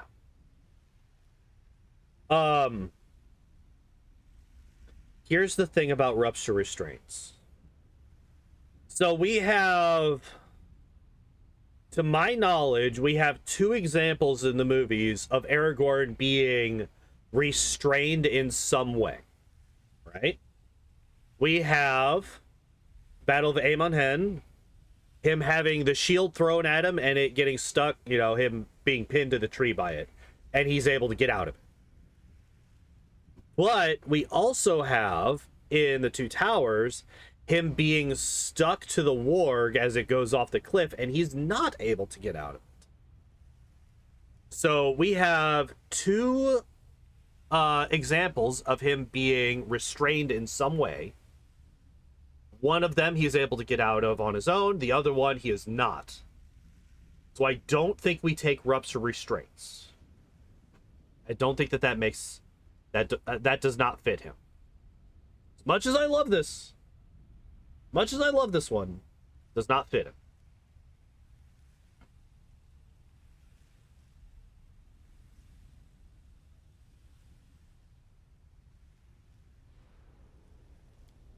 Man.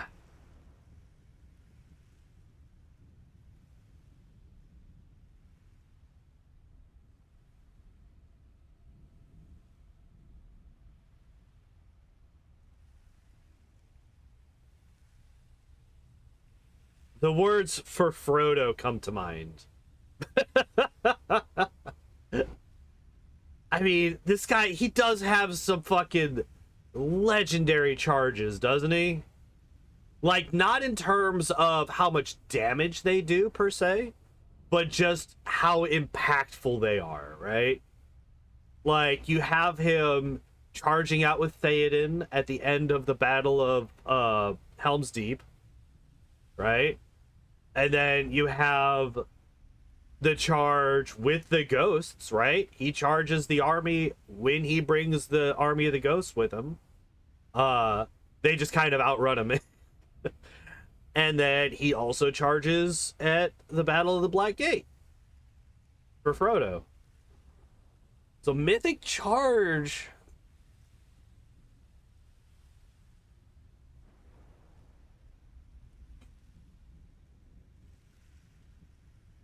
It's not good. Especially as a legend. It's going to be trash because it's only 3d6. This is really, really bad. This is really bad and I shouldn't do it. But, man. Leading Strike all seem okay to me.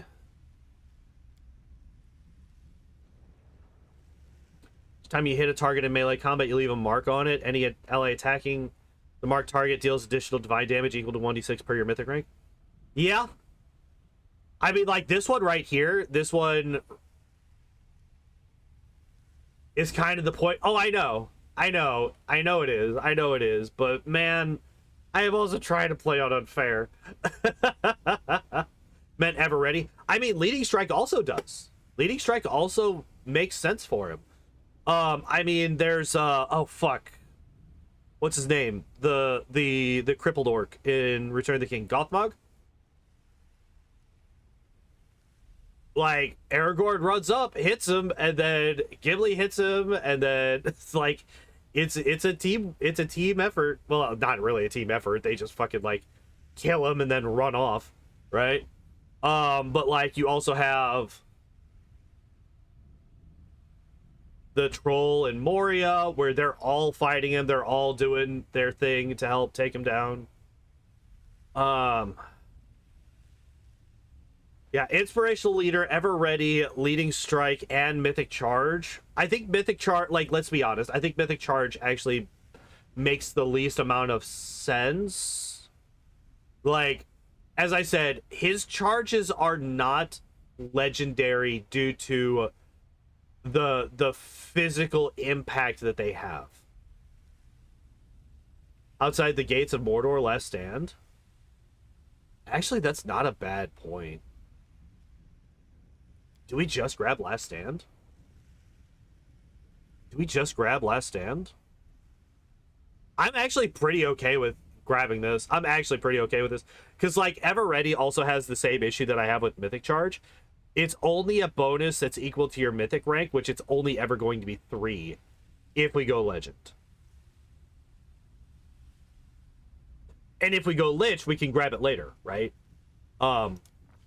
So I think we grab Last Stand. Yeah, Last Stand is our is a great first choice. Yes. We have made our decision. Are you stuck, kitten? There you go. Just grab Improved. Ow, fucking god damn it! Immediate, the claws come back and go back into my flesh. I don't appreciate that.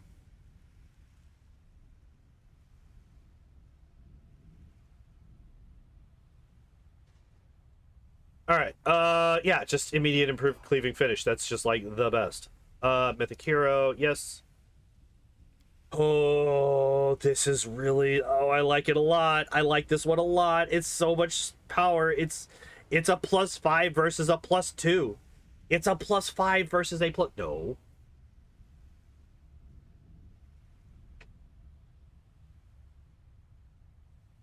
It's so much extra damage. It's so much extra damage.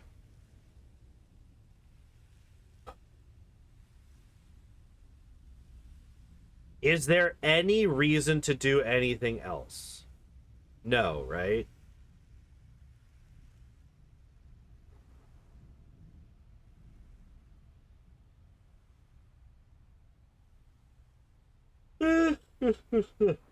No.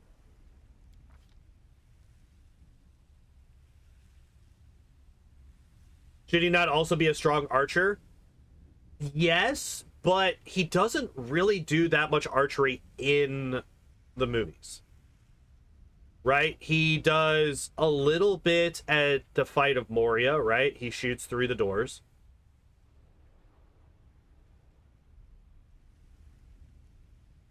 Why? Why do you do this, cat?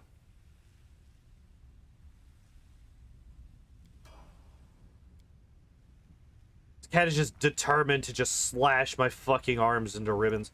All right, we're going to get his dex up to 16. That's where the rest of our points are going to be going into strength. And I guess with this, we've decided that we're going to go legend. Right? We can grab forest now. Okay, wait. Let me take a look at this. So the next favorite terrain that we get is level 13. Aragorn with -1 charisma. I know you have no idea how long. You have no idea. Like, that was like a 20 to 30 minute conversation. The stat line for this man was probably the hardest choice that we've had to make so far, because he should by all accounts have like really high stats in all of them. Aragorn charisma should be like 18. I don't think that he should be that high. I legitimately don't think that it should be that high. He's actually not that charismatic. Like, I think that like a 12 or a 13 would work. I don't think it goes as high as 18. Like, I think that his charisma is probably one of the lower stats that he should have, because he's not an overly charismatic person.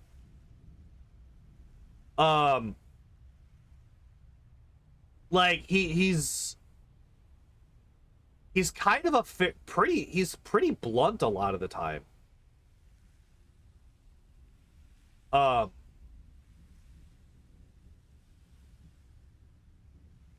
You know, he kind of snaps out at Boromir because he has issues with Gondor and the race of men.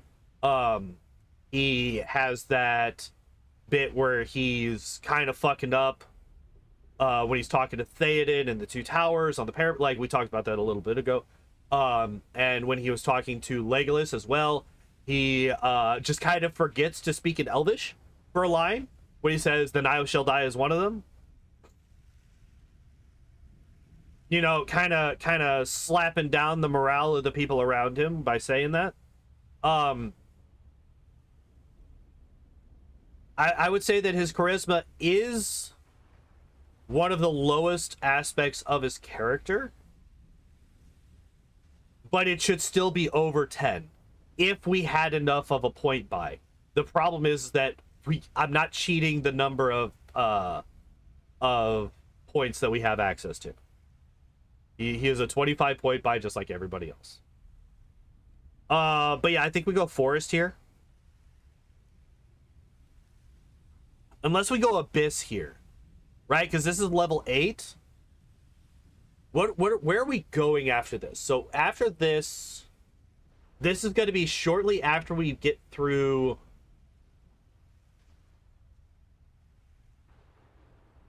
This is going to be right around Dresden, right?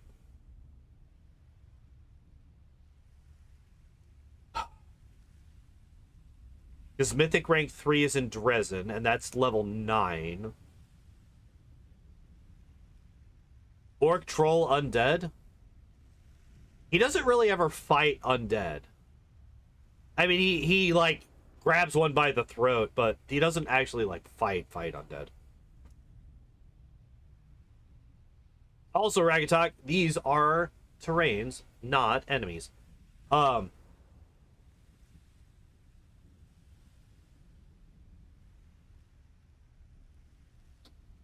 So the 3 that I want left are going to be Forest, Desert, and Abyss.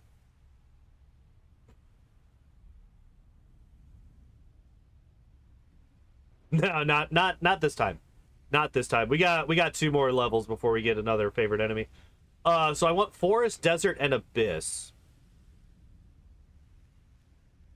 Forest, because that's his like background, is that he, you know, he moved around in Rivendell. He seems to hang out in the forest a lot. Trade forest first, 100%. The problem is,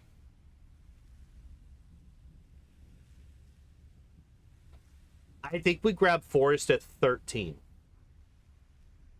I think I want to grab Abyss right now. Urban was level 1. Urban was level 1. We already have Urban.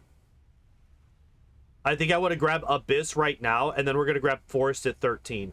Because I'm less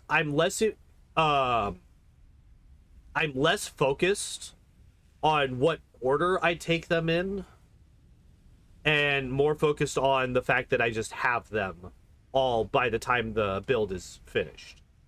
So I want to grab Abyss, but I want to have that later. Or I'm sorry, I want to have Forest, but I want to make sure that I have Abyss for when we get into the Abyss. And as of right now, I can't really remember what level we are usually at when we get to the Abyss. So I want to take it now just to be careful.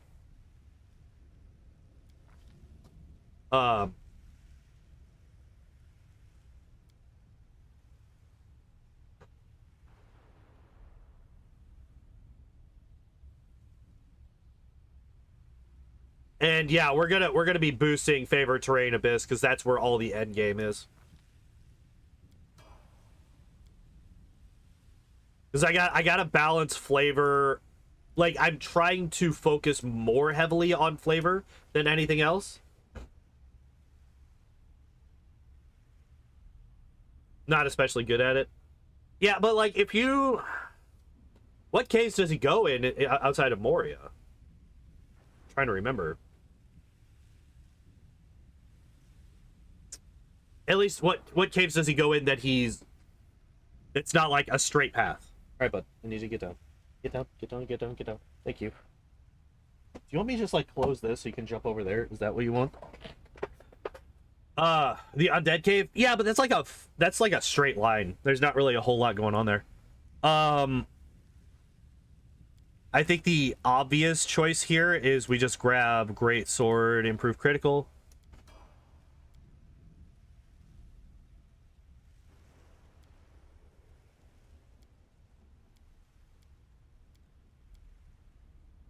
Do we? Do we Lich or do we Legend? Do we Lich or do we Legend?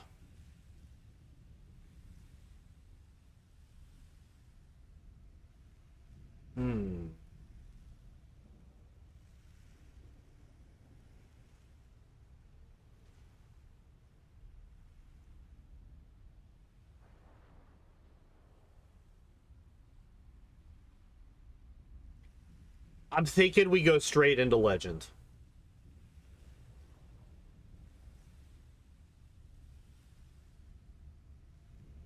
As much as I would like to... Visual change on Lich is not good. As much as I want to represent the Army of the Dead...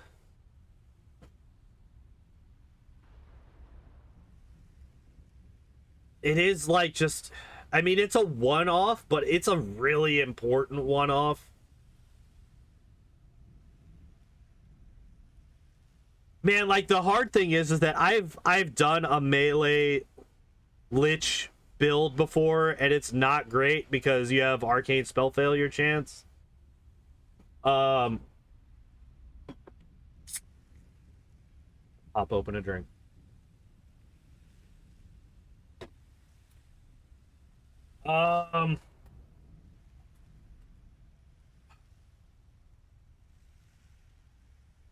Visual change for Lich. I mean, I'm not worried too much about the aesthetics. The only time is like, does he sprout wings or something like that? Which is actually, earlier we were talking about potentially making him go Gold Dragon, like Lich into Gold Dragon. Because that would get all of his stats to a minimum point where they quote unquote should be, right? But we weren't able to get rid of the wings, or we wouldn't really be able to get rid of the wings. I think.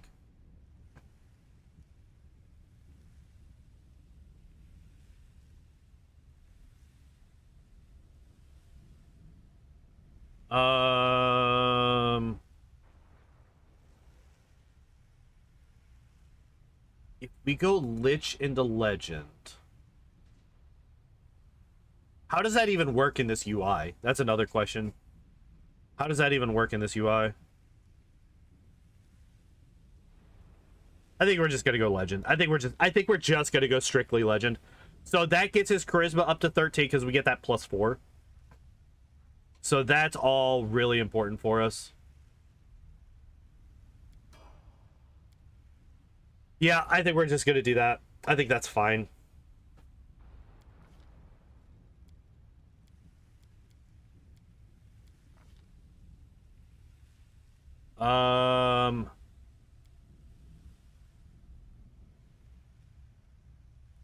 Make a persuasion to intimidate check to demoralize all enemies within 30 feet as a free action. Can't change it when respecing, I think, so pick one. Ah, okay. That was the thing that I was curious about.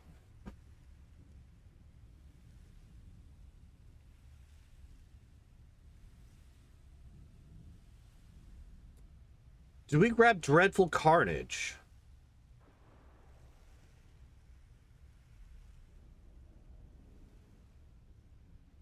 He does dismember and decapitate a lot of people.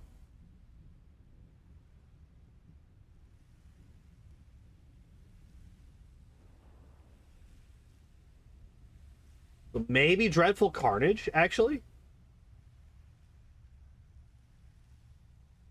Maybe. We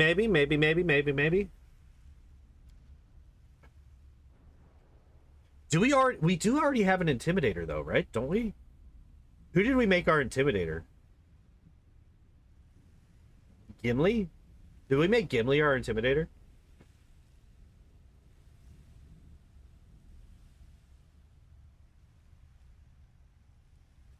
Orcs see him kill something and get scared, or goblins?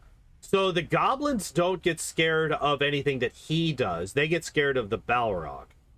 That's why they all run away. Does he ever scare the orcs?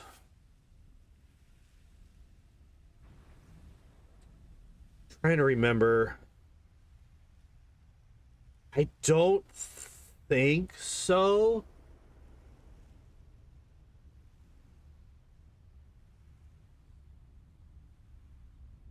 Unless, again, you're talking about the Ghost Army, which they are terrified of.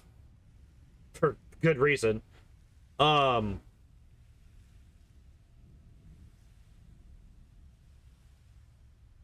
Maybe we just go toughness for now. Because since, like, this is the thing, because we're going Legend, we're going to have a lot of feats. We're going to have a lot of feats to work with here. Hello again, kid. How are you?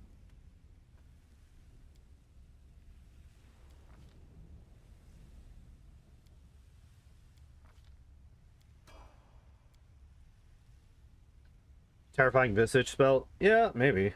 Alright, come on. Come on down. Alright, or don't. That's fine too.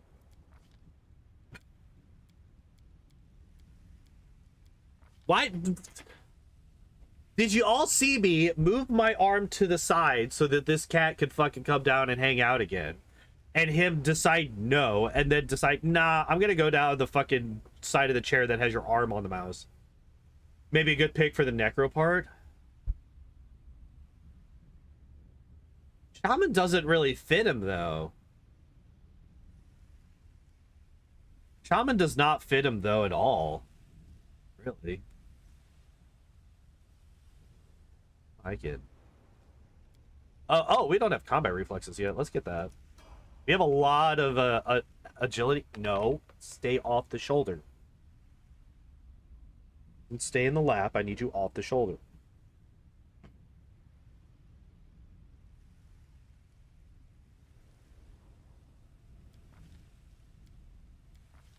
Everything else. So he's going to be slightly weaker than Gimli, which I think is perfectly fine. I think having Gimli as the strongest flat out character in the party is more than okay. I think that makes total sense for him. Can Ranger take Lore Master levels? I don't know. What is Lore Master?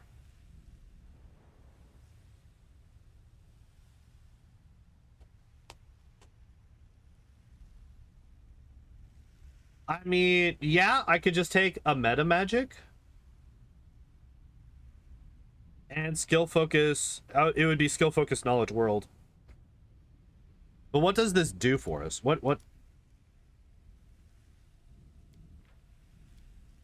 Wish I could see this. Oh,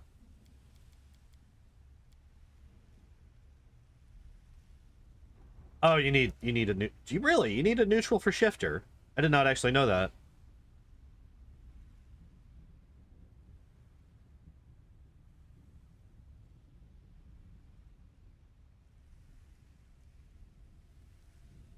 What am I thinking for the ranged dead part? Poor Legolas getting dumped up. No. I mean strength, the stat, not strength, period.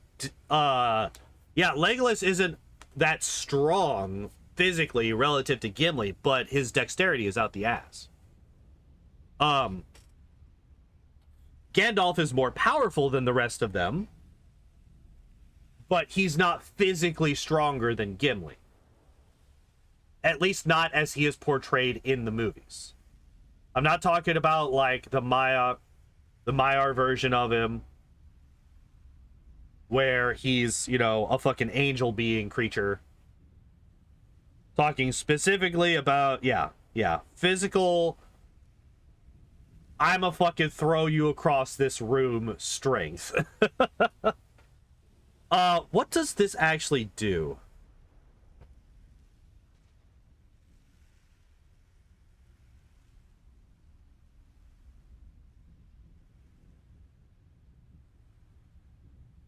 Oh.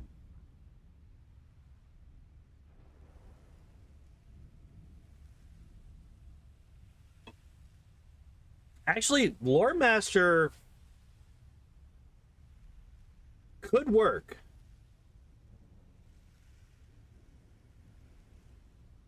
Well, I'm less worried about the feats. I'm Wizard Spell. Wizard Spell. That's the thing that I'm looking at.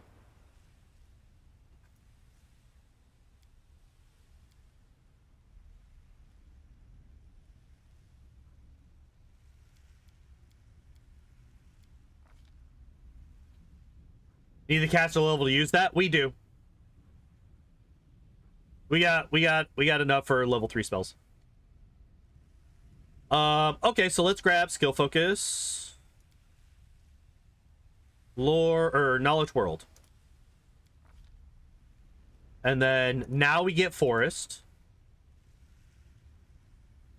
abyss. It's like, what spell are you thinking? Animate dead. Animate dead. That, like, I don't think that we're ever going to use it, but I want him to have it so that we can at least have some kind of representation for the Ghost Army.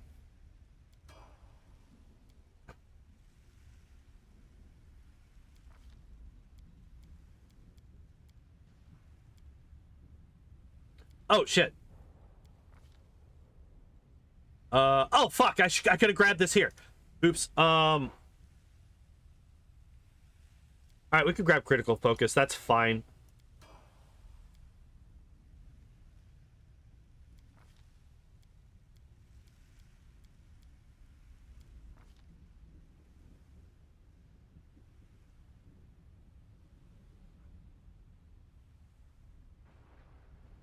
Animate dead by a ranger is not representative of army at all. If you're going to go that way, you might as well not even model it. I mean, like, there's not a good way for us to get animate dead. There's not a good class that fits Aragorn as a character that has that feature. The best one so far is Lore Master. Because except for that one feat or that one spell, we can literally just go feats for the rest of that. And yeah, I was gonna go extend for the meta magic. So I mean, it's not like I'm losing that much. I'm losing 2 feats on a legend build, which we're going to get a ton of feats for anyway.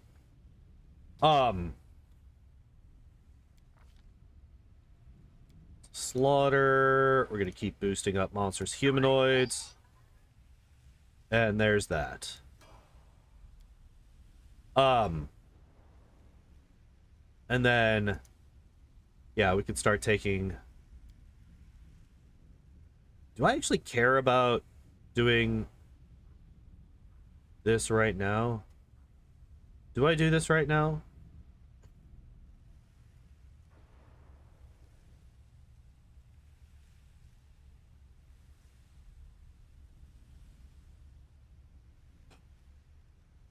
Yeah.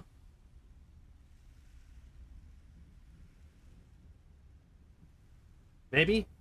Maybe. Yeah, fuck it. Let's go Lore Master. Really? Lore Master gets fewer skill ranks.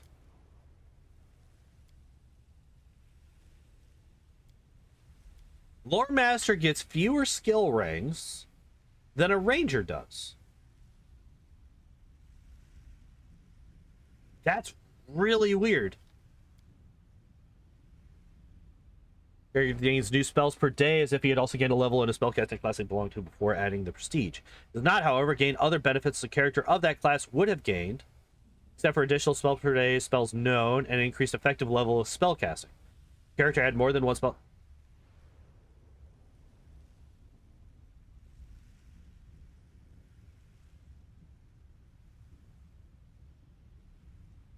If we had not gone Legend, if we had actually gone Lich, this would have allowed us to have 24-hour rounds per level spells.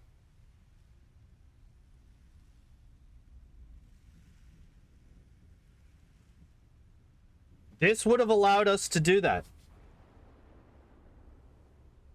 This would have allowed us to do that.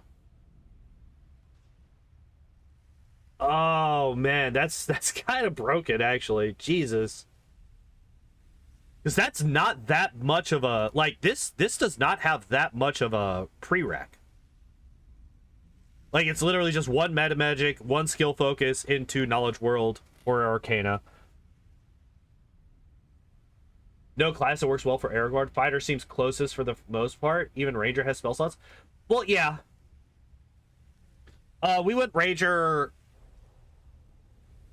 because he's very explicitly stated to be a ranger in the movies. There is a line in the movies in his introduction that calls him a ranger. So that's what we went for. I think for our second class, I think we might go Slayer for our second class.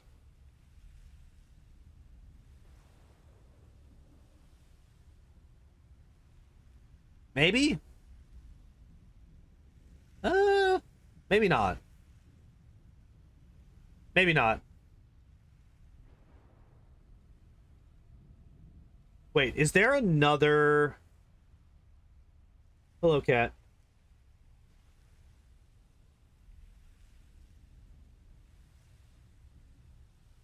What if we go Student of War? What does this do? I completely forgot. Intelligence mod in place of Dex. Gross. No, off the shoulder. I said off the shoulder. You need to calm down with that, buddy. No. No. Now. There we go. Good boy. The sneak attack thing seems iffy. So, like, it almost depends on what you think of when you think of sneak attack. I guess. No, I think I'm just coping when I say that. I think I'm just coping when I say that. Know your enemy is a move action. Plus 1 insight. Then you get the stances. Okay.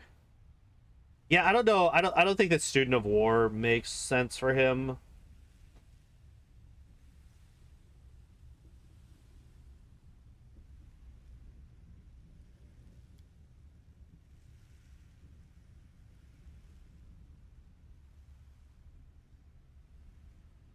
Yeah, I don't think that any of these make sense.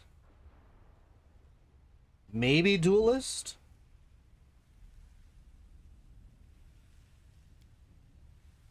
What does Duelist do? Candy defense while wearing light or no armor and not using the shield. Duelist adds 1 point of intelligence bonus of any per duelist class level as a dodge bonus to AC while wielding a melee weapon. Ooh, interesting. We fit that. Ability to strike precisely with a light or one-handed piercing. No, this no. This does not. No. This does not. No. This does not. I don't think I want to go. I don't think I want to go fighter again.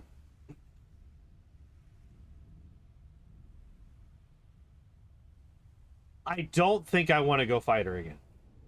Useful two-handed build. So wait. Let me just read this again.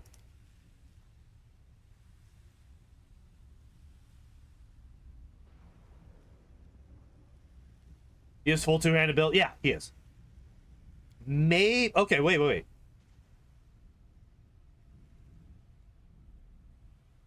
Maybe.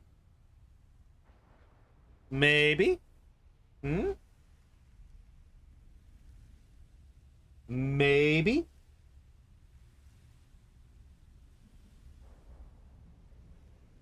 What if we only go Lore Master enough? So if we go Lore Master. Okay, let's just take a look at this. So if we do this, and this. Spellbook, Ranger, yes, Secret, Wizard spell, Ranger, Animate Dead. There we go. Nearly only fights on foot. That's a bit too far. Cavalier is really fun, though. Okay, so that's all we got for Lore Master. That's literally all we needed from it. Okay, so Ranger. What do we lose if we don't grab Ranger here? We lose out on one of our favorite enemy bonuses. And an extra favorite enemy. And we lose out on Master Hunter. Which does not matter. This one does not matter. It's just the favorite enemy. That's the big deal. So we would be...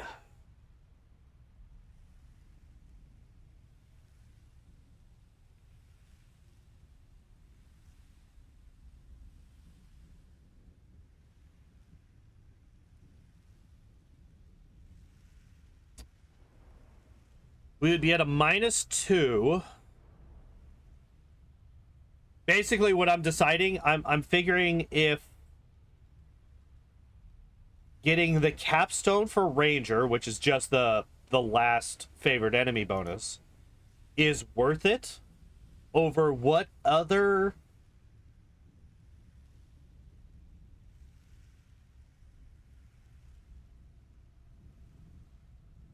class we could build.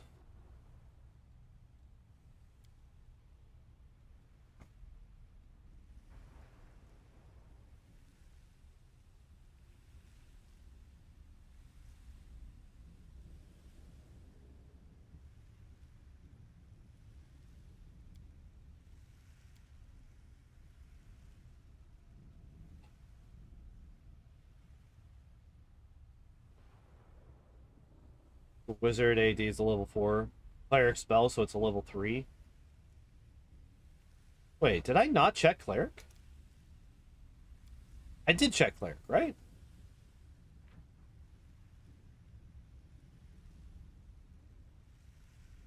Oh, it is there. Why is it at the bottom? I hate that. Why did I...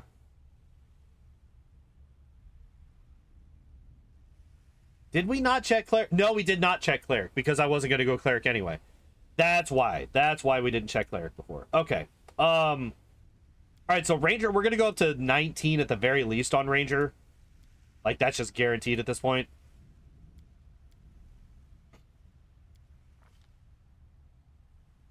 Wait, why is perception down by 1? It shouldn't be.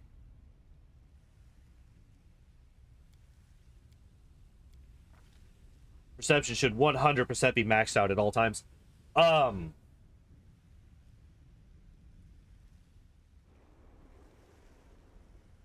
Do we grab armor focus? Armor focus, light armor. Is that worth it on unfair? Does that matter on unfair?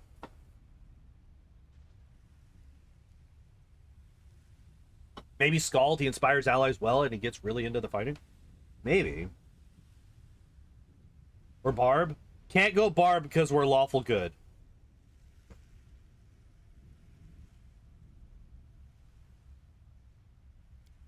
Wait, did I grab... I have not. I have not grabbed any intimidation feats yet. I don't know if I do, though. Fighter, ranger are the closest. Yeah, I want to get something other than fighter if I can. I mean, well, okay, so... It's going to be very similar in class choice to Legolas, I think.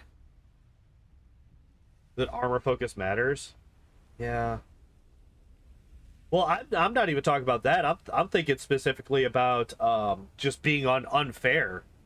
Like, if we're playing on unfair, does that +1 to AC matter at all?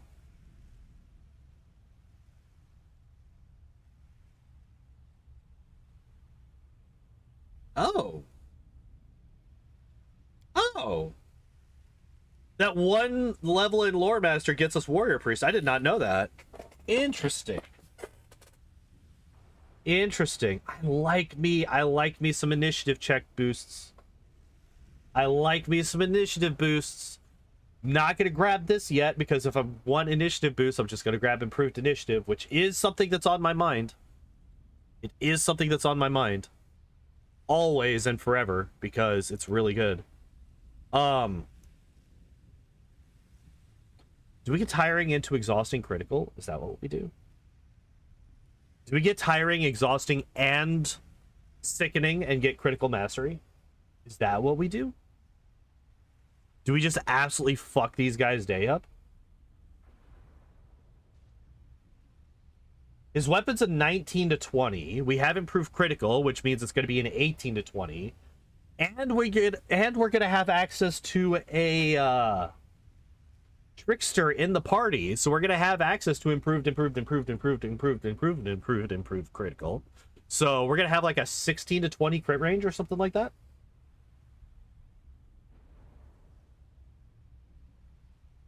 So do we go full in on criticals?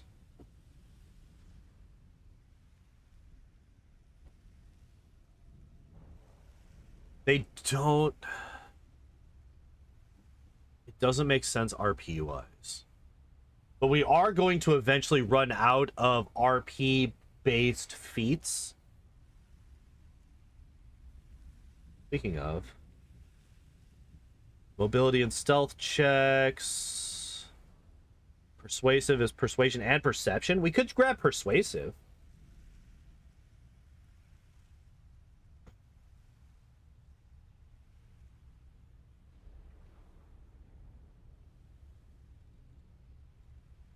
Could grab persuasive.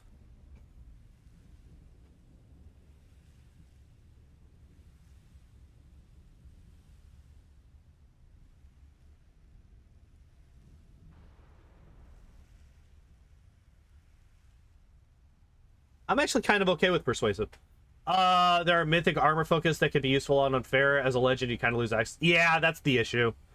That's like the big... Well, obviously, that's the big downside for legend, right? You lose out all of those extra mythic abilities. And mythic feats and all that stuff. That's like the big downside. You trade that in, but you gain 20 extra levels, which is like really fucking good.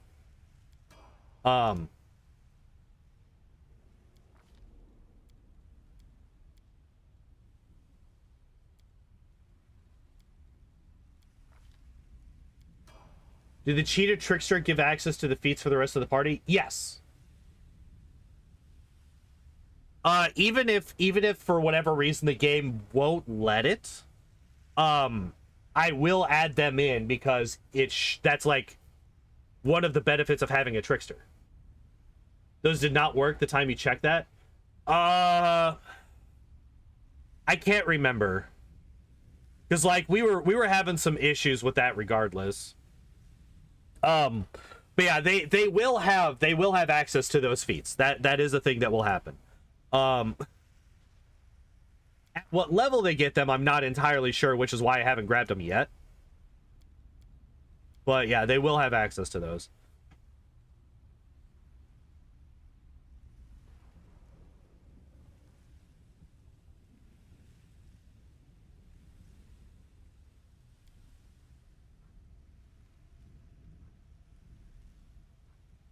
Okay, so we still don't have any kind of... Wait. Oh, but Shatter Defenses also requires Dazzling Display. Damn. I was going to say, wait, if we get Dreadful Carnage... If we get Dreadful Carnage from the... Excuse me. From this, right? From the combat style feat, we don't have to get Dazzling Display. But that does also mean that we don't get Shattered Defenses.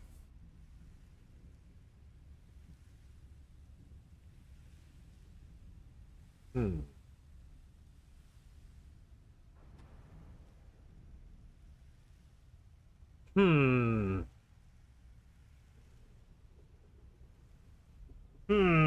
Well, hello, Shelby. Oh my god, you almost ran off. Hey, baby. What's up, Shelby Cat? How you doing? Lore Master level 3 for the Shatter. Ooh, we could. That drops us down to a potential level 17 for whatever our other thing is, right?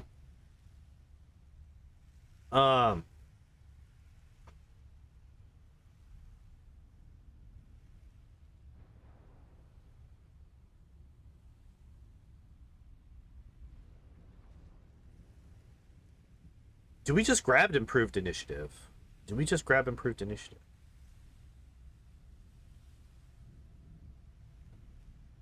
Do we just grab improved initiative?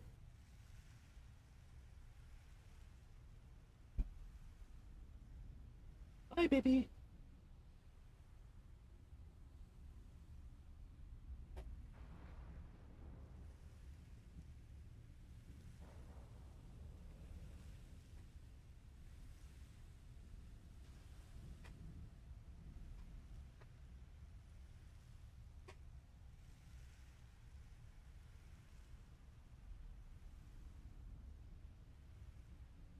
Okay. Can Lore Master level 3? Yeah, that's a good point. That's a good point. Do we want to grab another skill focus? Do perception. Actually, I think skill focus percent. I think if we grab all of the perception bonuses on this guy, that would make total sense for him. So I think we are going to do that. Desert. And then boosting Abyss again. And then, yeah, if we do this, and then we grab Dreadful Carnage. Not Grateful 2, thank you. Dreadful Carnage.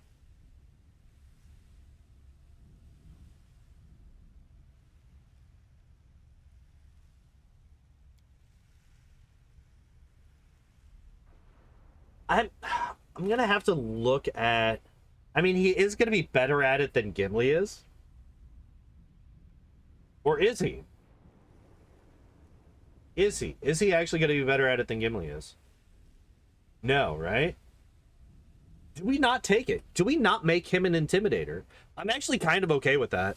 Yeah, we're not going to do it. We're not making him our intimidator. No, because we already... Yeah, Gimli's our intimidator. I'm losing my mind here, by the way, guys. It's just happening.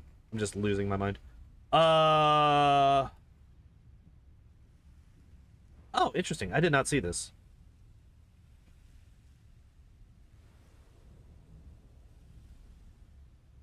This is bad, and I'm not going to take this. Also, I think we did this. I think we did Stalwart Defender, and then... Was it Stalwart Defender into Student of War that we did for Boromir? For his second 20 level... His second set of 20 levels? Ranger, Freebooter, Lich? I'd have to look at Freebooter again. I kind of just immediately ignored it because of... That was the path? Yeah, I thought so. I kind of ignored Freebooter because it's a Freebooter. It's not exactly something that Aragorn is. But then again, we also allowed for... we also allowed for... What's it called? Espionage Master or whatever the fuck. We were going to go that way until we just decided to go straight Ranger. Alright, so what about Scald? What do we get? What do we get? What is this? What is this? Hunt Caller, Herald of the Horn.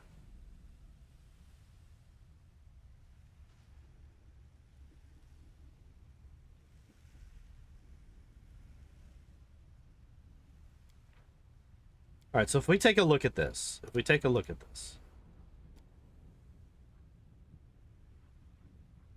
Courtly Presence. Boda's to half her level to persuasion checks made to intimidate. Gross.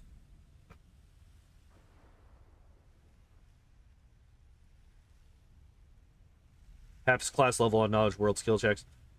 Alright. That would not be what we want. Battle prowess. Battle sign would gain a rage power from the Skull's rage power. Choose to gain a teamwork feat for which she meets a prereqs. Yep, prereqs. Buffs allies close to him that are flanking enemies leaning into the leader role. Okay. Insider. Alright, let's see what we got here. Mind games. At first level, an insider learns to recognize when his own mind is being manipulated. Against a +1 bonus on saving throws against mind affecting compulsion, fear, and emotion effects. Bonus increases by 1 every 6 levels thereafter, up to a maximum of 4 at 19th. So we would, right now, we would only be getting up to level 19, so that would be perfect. And that does fit with him being able to resist the ring, right? That does fit with him being able to resist the ring. And then he gets sneak attack. Okay. Then what is this? Skull talent. Okay. What are you? Insult? No.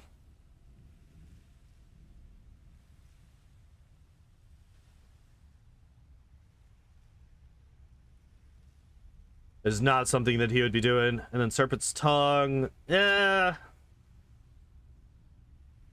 No, I don't think so. Like, this is really good and thematic for him because he's just like, he doesn't give a shit. Like, he is tempted by the ring for a couple of seconds, but he just immediately is like, no.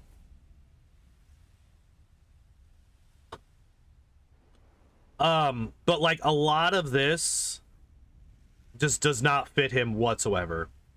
Right? Like, this is a very different character than he is. I don't know if Scald actually matches him at all. Hunt Caller, what are you? So you lose out on Well Versed. Inspire Scent. Hunt Caller gauges Scent Rage Power. Wait, that's right. This is like a rage-based class. That's also not him. Call of the Wild? No. No, that's not happening.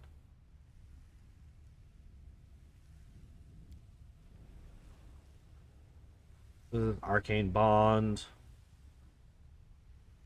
Don't get Lore Master, but you get Horn Call. Herald's Horn enhances his Sonic spells. Nope.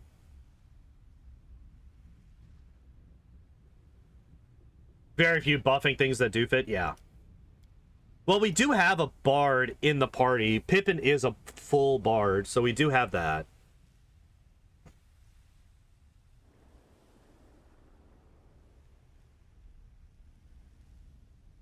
Do we just go fighter?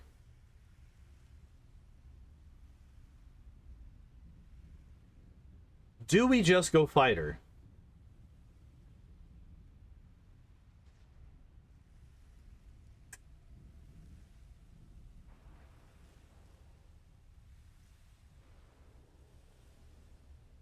I really wish... I really kind of don't want to, because I'm fairly certain that Legolas was Ranger Fighter as well.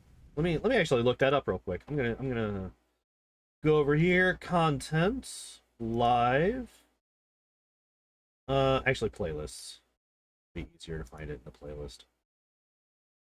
Videos. Where are you at, Legolas? There you are. Stop talking me. Alright, what are we looking at here?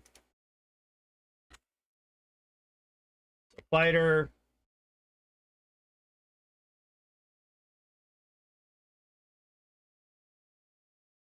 We went Slayer. We went Slayer Fighter.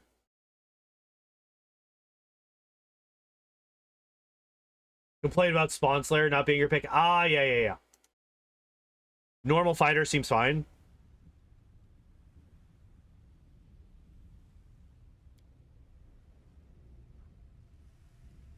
Okay, since we are going 2-weapon fighter anyway, what does this actually give us? So this is useless because we literally never use this.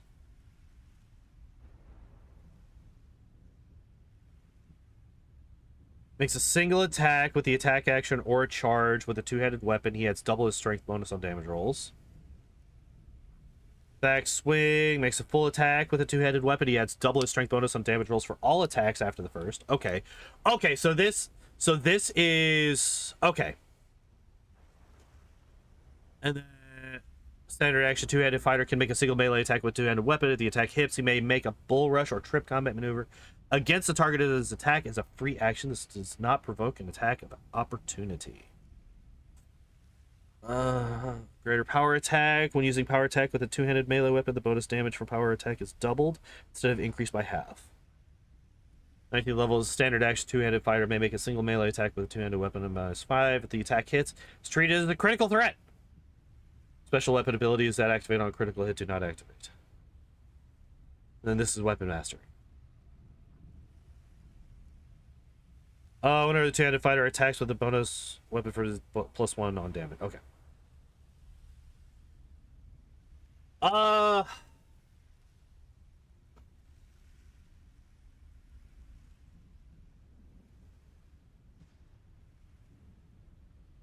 am kind of okay with, like, okay, so here's the thing. I remember talking mad shit on this archetype not that long ago. But, like, I'm never going to use this ability. This is also pretty trash. Okay, so the reason why is because there's anti-synergy between, like, 80% of these abilities here. So this is anti-synergy with this. Or, I'm sorry, not with this. This is anti-synergy with this and this. This is this is anti-synergy with this and this. Like, these three abilities cannot be used together.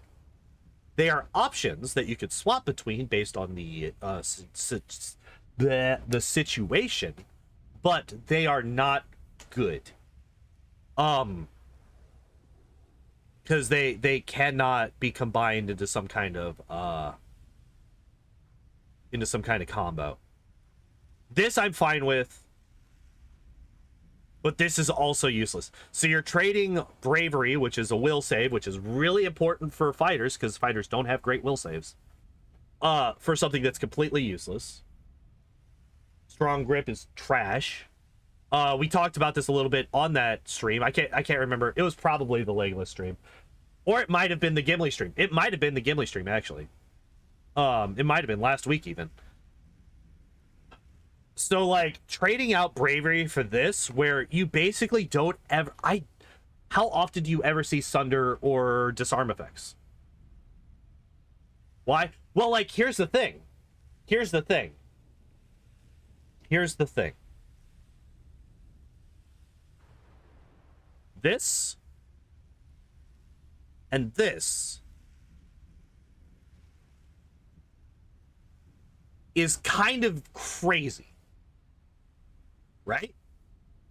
Because if I'm not entirely mistaken, how does this interact with Mythic power attack?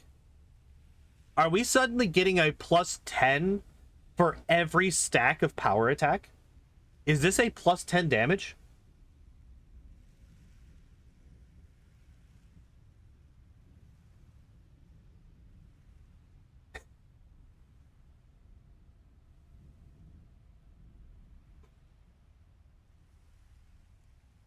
Because I'm really curious about that. That's really fun if that's the case.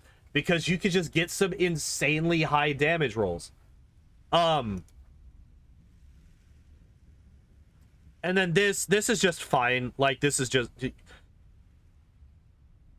You're gonna go for two-handed fighting. Or two-handed fighting. So you don't need these extra weapon trade. Although, like, getting armed bravery or trained initiative or any of those, that's like really fucking nice.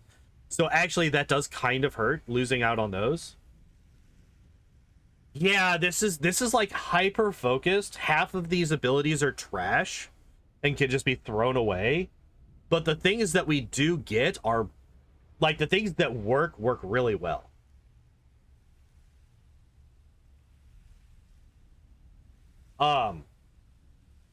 Extreme high-end damage. Yeah. Yeah.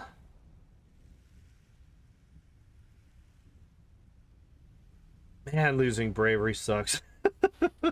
Losing bravery sucks. Losing trade initiative sucks.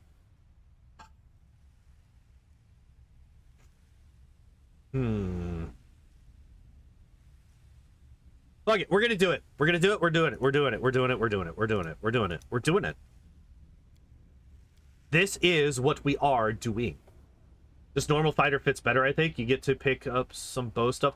Oh, that's true. He isn't strictly a two-handed fighter. He does use a bow a couple of times. Yeah, no, we're doing normal fighter. Yeah, that's actually a really good point. I was completely... Hello? Oh, Jesus. Oh, no, no, no. Okay.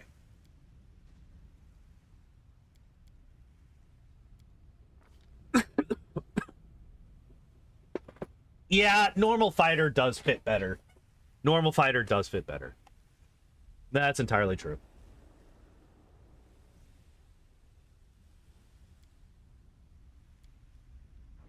All right, are y'all ready to never be able to see what feats we pick again? Because Alcat, please, for the love of God, fix the UI here so that we can, those of us who love Legend can actually see what feats we pick after level 20. Please? Please? Just make like another column here. Just make like another thing. All right, level 21 through 40 right here. Just do it right here where this ranger bit is, and then just move this down a couple of levels. It's not that hard. It's fine. I'm not upset at all. I did say that we were going to grab all of the perception boosts, so we are going to grab alertness here. And then this is the bonus combat feat, yeah. So I think we grab point blank shot here. We're going to get point blank and precise shot. I don't think that we grab anything else out of that. We don't get many shot. He's never shown to be shooting more than one arrow, not like Legolas is. That's actually really nice that Legolas blatantly uses multiple arrows multiple times so that we have an excuse to use many shot. But yeah, we're not going to get rapid shot. We're not going to get many shot. We're just going to get point blank and precise. Oh my God. Hiccups. Oh, we're just going to get point blank and precise shot. That's all. All right. Blind fight. Does he ever fight when he's blinded?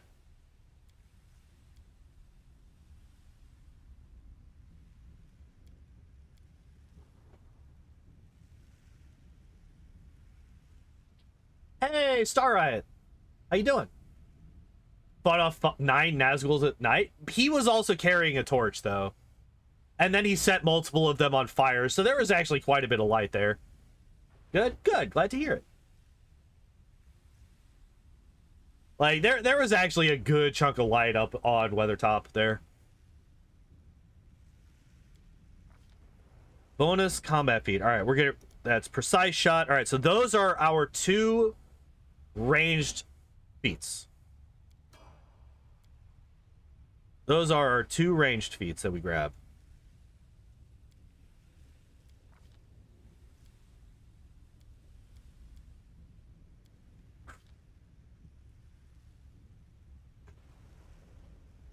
Max level is 40. When you're a legend, it is. When you're a legend, Mythic Path. Yes, max level is 40.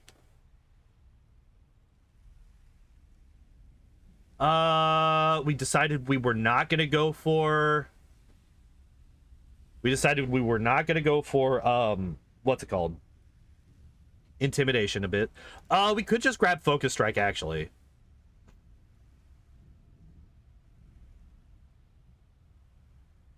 Focus Strike is actually pretty good for us. Yeah, we're gonna get Focus Strike for sure.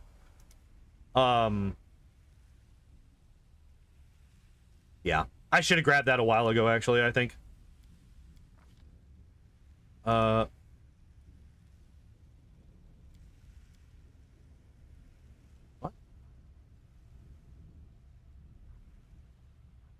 Wait.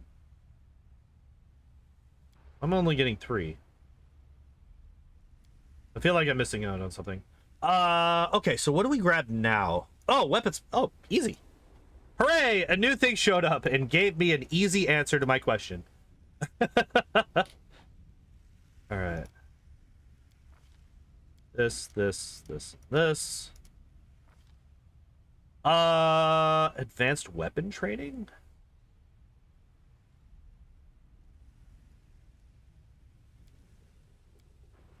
No, we don't need that. We don't need that. Just gonna pretend sleep doesn't exist? Hell yeah! Welcome to the Sleepless Club. What do we grab here? What is next? We could still grab Fast Learner. That's gonna help us a lot, actually, because we're missing a lot of skill points. Do more ROM hacking? Hell yeah. Get that working. We still don't have improved initiative, so improved initiative, Fast Learner.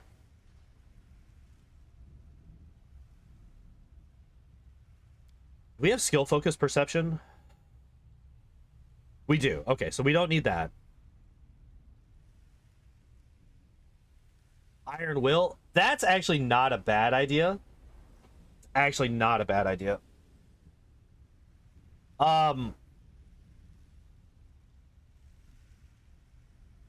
You're almost done? Hell yeah.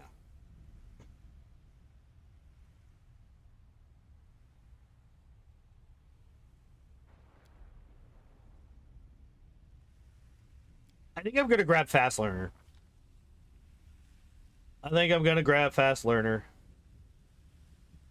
Heavy Blades, Great Sword should be Heavy Blade, yeah. So that's actually really interesting. I was kind of expecting Fast Learner to sort of be like, here's 20 points. Or 25 skill points or something like that. But I guess it's the next level.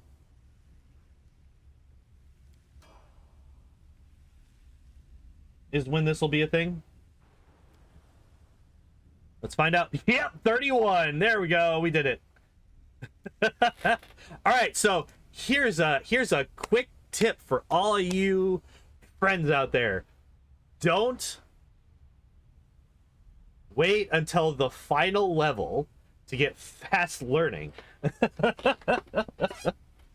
If you somehow get a feat at level 20, do not take Fast Learning at level 20.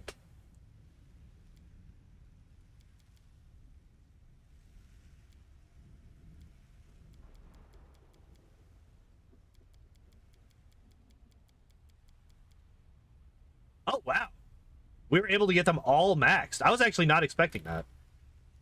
I was expecting to get all... Huh.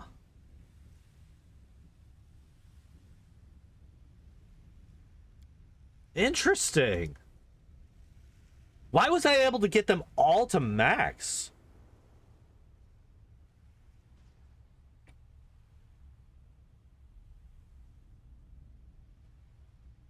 Question about the Golden Dragon Mythic Path and the Dragon Blood Shifter. I will try to answer that question, but I don't know much at all about either of those two things. So I cannot guarantee that I have an answer or my answer will be accurate, but I will try to answer.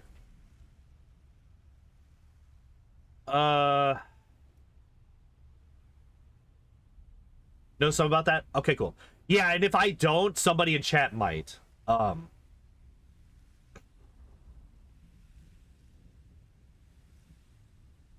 not taking... Well, maybe. Wait, what is defensive combat training? What do you do? You treat your total hit die as your BAB when calculating your combat maneuver. Boo, garbage. Boo, garbage. I think we grab improved initiative at this point. I think so. I think so.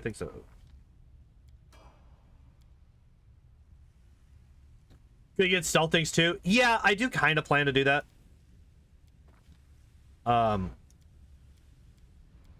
Okay, so persuasion is just done now, I think. Maybe? Advanced weapon training, armor focus. We could still grab armor focus light armor.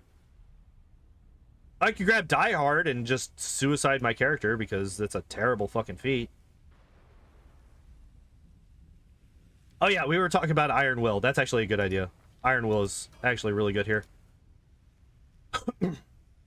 Taking improved initiative this late is heresy. Look, there's a lot that we need to take for this man. Getting improved initiative at this point, I love improved initiative, but it's usually not something that I put a huge amount of focus in.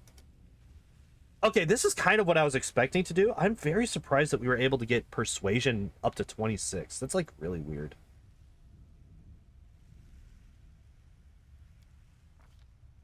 All right, bonus got greater weapon focus. Hell yeah. Started playing, so don't know much. What's the difference between Dragon Blood Fire, the Gold Dragon Mythic Path form? Okay.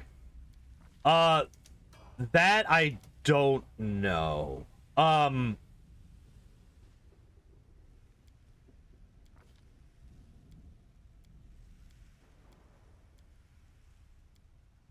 Improved initiative is more of a caster thing. No, I mean empower. Yes and no.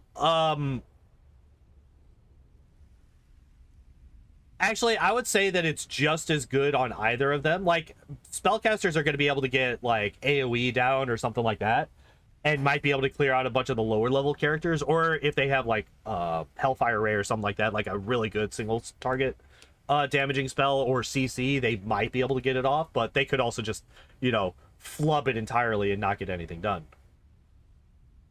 Golden Dragon does holy damage. Does it really? I actually did not know that. Take it first on every character. That's crazy. That is crazy. I love me some improved initiative, but I don't think it's a turn 1 pick or a level 1 pick. Is that really the only difference, Matt? Or is that just like this is one of the major There's no way it's 9 o'clock already. There is no way it's 9 o'clock already. All right, we need to hurry. I got another 11 levels to take. Okay, so rapid fire? Not rapid shot, rapid fire. All right, let's figure out what the hell it is that we're taking. Let's get skill focused stealth, actually, because that was mentioned earlier, and that makes total sense for this man. Let's get trained initiative, because fuck it, we're fucking moving fast. Weapon training heavy blades. Yep, that's the thing that we're taking. All right, level 30. Let's go. All right.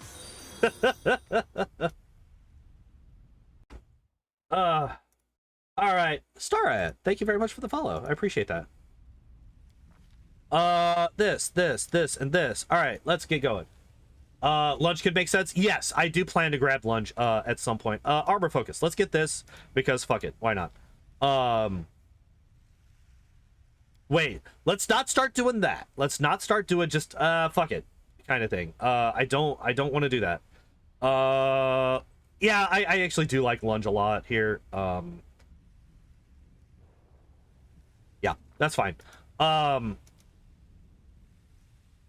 right. Fight tab.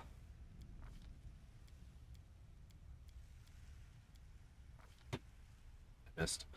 I'm actually kind of running out of things that I think are really, really good for him.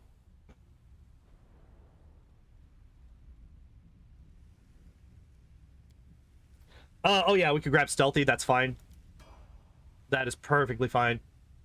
Dragon Blade Shapeshifter, Anagal Dragon. Then it's fine to use your Dragon Blade Shapeshifter form. Oh, interesting.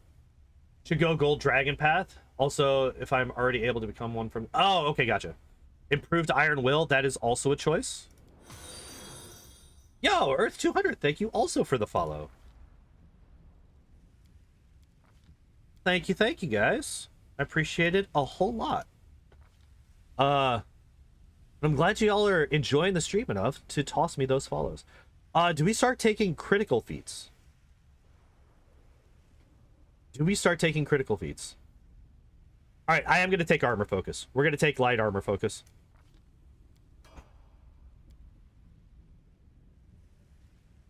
Do I get advanced weapon training? We can. That is an option for us. BRB? All right.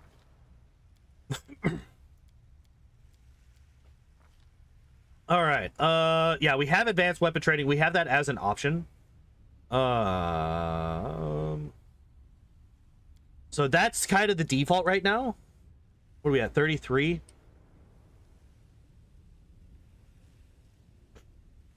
We do also have Warrior Priest for another +1 to initiative, so I think I kind of want to grab that as well. Fighter's Tactics, Fighter's Reflexes, Effortless Dual Wielding, no. Combat Maneuver, our Bravery. That's definitely, we're definitely taking that. Suddenly our will save got really fucking good. All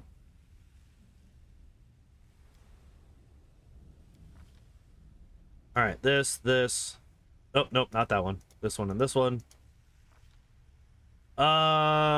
Okay. I think I'm gonna grab at least tiring and exhausting critical. Good saves overall. Yeah, I mean, it is also kind of hard to have bad saves as a legend character just because of how many levels you get.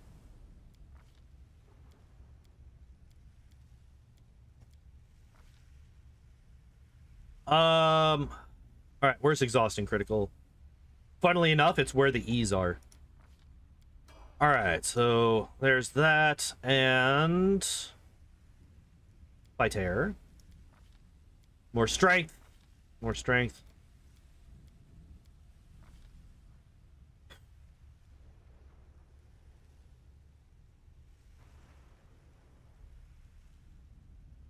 If I grab sickening critical,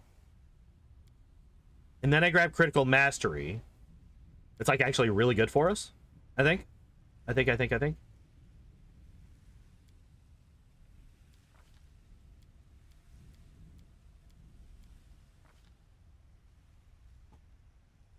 Okay, but critical mastery is a combat feat. Let's see if there's a non-combat feat that I should grab. Deceitful is persuasion and trickery. Deft hands is trickery and UMD. We don't care about either of those. We could grab skill focus. Warrior priest. All right, so we got fighter's tactics, fighter's reflexes. Actually, we do have a fairly well, our lowest okay,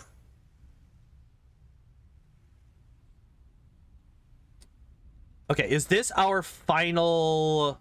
It is. Okay, so this is our final choice. So I'm kind of going between reflexes and CMD. I think reflexes are going to be a bigger deal than CMD. There's going to be more spells cast at me that require a reflex save than combat maneuvers used against me, so I think we're going to go for the fighter's reflexes. And then heavy training blades, obviously, because that's the only option we have. All right, and then fighter. This, and this, because duh. Critical mastery, that's our second to last fighter combat maneuver training feat. That one. Words. Okay, what do we grab here? Brew potions. No.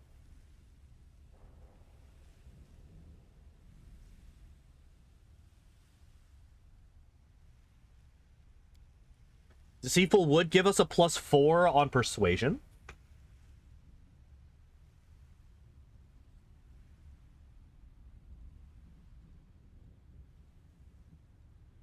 Oh, I don't have penetrating strike. Oh shit. That's kind of a big deal. I almost forgot about that. Okay, so I think I grabbed that next level, right? Because we get one more. Yeah, okay. So I think I grabbed that next level. I think here we get lore nature. I think skill focus lore nature makes sense for him. I think that's perfectly fine. And then here at level 40, not ranger, god damn it, fighter. Finish out the strength, this, and this. Weapon mastery. Dwarven Urgosh, right? That's what we're doing here. Greatsword. And then we grab... What was it? Penetrating strike. Yeah. Alright, cool. And there we go. We have finished Aragorn. He is done. Look at those look at that stat line. It's so cool. I have to go because I was late for work yesterday. I cannot afford to be late for work again, and the stream definitely hasn't gone long already. But before I go, I'd like to mention anybody that's over on the YouTube side, or if you're over on Twitch and you would like to help out the YouTube channel, I do have a sub goal up at the top of the screen. We have 20 more people before we hit it to do my first ever Pokemon Nuzlocke. I do Pokemon runs on Tuesdays and Wednesdays. Normally they are solo runs, but once we hit that 400 YouTube subs, I will take a break from that, and I will do my first ever Nuzlocke.